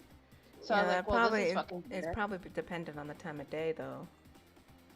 Yeah, because I ordered, let me see. Oh, yeah, because I did order my food at, like, I think 11:30. So maybe that's why. But I was just like, well, at this point, I might as well order through DoorDash, and I'm not gonna, I don't know. I don't know, man. Because of the fact that, I mean, don't get me wrong. The thing I do like about Uber Eats is just that sometimes, like, the delivery fee is really low, which I can appreciate because a bitch does not have like a bazillion dollars to spend on food. But at the same time, it sucks because like there's stuff that there's food that I want to order. Like I want to order some black bean noodles, but they're almost $20 on Uber Eats because you have like the delivery fee and then the driver fee, and they're like $10 as it is, and I'm just like, that's a lot of money. It wouldn't be a problem if they just pay their drivers minimum wage, so you don't have to pay for all these fees. Yeah. The driver fee is recent because Yeah. They were people were threatening to sue. Right. Not like, of course, tip how you can, but if you're a driver, don't blame people if they can't tip you that much. Unless they live in a high-rise apartment building, then you can say fuck you. Because I have multiple. Right. I had multiple instances where I delivered to a high-rise apartment building and they only tipped me $1. So I was just like, fuck you. That is trash. But if they can't, or they're just trying to feed their family, like, it's whatever. I don't hold Yeah, it it's against them. whatever. But if it's Right. like a single person ordering all this food in a high-rise apartment, fuck you. Like if you can afford the food, then you can afford and pay me the tip. But there's another instance of like the company still should pay you for your services. Like yes, Absolutely. and this is a side gig, but you know, it's still a service that the company needs to pay you, and you're Yeah. using your own resources, even though it is a tax write-off. You're using your own resources to do the job in question. The resources Right. is your car and wasting your gas money driving all over LA for this damn froyo place that this person And gas needs to prices have. here are high as fuck. And like they spend like $35 on like one cup of froyo, or like a bowl or something like that. Right. And it's like you're able see because that when I was telling you about that video that I watched, that the company man who actually makes really good videos about different companies, and his content is very fantastic, but he did a video on the different like food delivery services, and there were a lot of people who used to drive for Uber Eats, and they were telling stories about how they weren't being paid for their services, and because they were, they have to use like their cars and stuff and gas and all this stuff, and how the pay is just really shitty. And they were telling people, yeah, don't drive for them because you're gonna be essentially Honestly, much it's a gonna be. net loss. You don't gain anything. And Right. I didn't even drive for Uber Eats. I drove for Postmates, and it was a net loss for me because I keep having to fill up my gas tank. Mhm. And how they paid me was just criminal. Like, I couldn't even afford, like, groceries or anything like that. That's awful. I didn't have enough money for chicken nuggets. Not the nuggies. Nah, I'm making a joke, but it felt like I couldn't get nugs. Because it's like, and it's Like I make more money drawing furry stuff than I did driving for Postmates. yeah, because a lot of people in the comments were saying that they worked for Postmates, and they were saying that they didn't have a good time driving for Postmates because they just weren't taken care of. No, I'm not surprised. Like, they just weren't taken care of. And it's like, I know that these companies are money hungry, and that's And obvious. they have a partner with a health insurance company that offers health insurance for upwards of $400 a month. And it's just like, you're barely paying me already. Why would I sign up for this? Right. Because that's going to screw you over. Oh, yeah. Like, I can't even afford this. Like, if you're going to offer this, at least make sure I can afford it. Exactly. But no. Fuck me, I guess. I don't know anything. And it's like, do better. Like, I get you're money hungry. I get it. But still, do better. That's the lesson, kids. Just do better. Hashtag I do don't know better. how, but it needs to be changed and it needs to be fixed. because everybody is saying it needs to be changed and it needs to be fixed. I agree. Louder for the people in the back. Anyways, I'm gonna end it right here because I'm tired and I'm hungry. Mostly, Me I'm too. just hungry. Jessica, I''ll call you later. I just want to eat right now. I'm getting grumpy, and I'm starting to lose my concentration. Yeah, this is the end of the stream, everybody. Thank you for joining me today. You can tell I'm tired because my voice is cracking. Thank you for joining us today. Good job, Kris, once again. Little heavy on the information, gotta admit, but you did good. Yeah. Thanks. I tried my best because I knew that the cases were short, so I tried my best to fulfill the thing, but I promise the next one won't be as heavy information fulfilled. Yeah, because you're not But gonna be not here. Next Friday, I'm not gonna be here because I have That's another right. appointment. Next Friday, Kris will not be here. It'll probably be me by myself, drawing again. Or maybe if Jessica wakes up on time, she'll be here. I don't know. Whatever. I don't care. I'm tired. I'm too tired to care right now. So next Friday, Kris won't be here. She has personal everyone. business to attend to. No, Please don't hate me. No, why would we hate you? I hate you. But why would they hate you?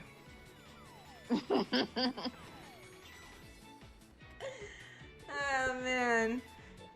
So we stream on Mondays, Wednesdays, and Fridays at 1 p.m. Pacific time. So we'll be back on Monday with another installment of crazy things that Ken Penders does. Great. Oh man, I need to go through his tag on Twitter and Tumblr and pull out nonsense because it's funny. Please do. So I'm doing Sally right now, and this is the whole cast we have at the moment. We got Sonic, Tails, Knuckles, Amy, and Cream, and then Vanilla's just there for reference. Sally's gonna be in there, then next is Bunny, then Antoine, then Rotor, then Shadow and Rouge, then Blaze and Silver. According to my Pinterest page. Follow me on Hooray. Pinterest. Don't follow me on Pinterest. Don't do that. Never mind. Don't do it. Don't do it. I said we'll be streaming. If you want to follow us on other social medias, though, they are linked down in the description below. Or in the About page. You can find us there. And feel free to DM us. Or DM me.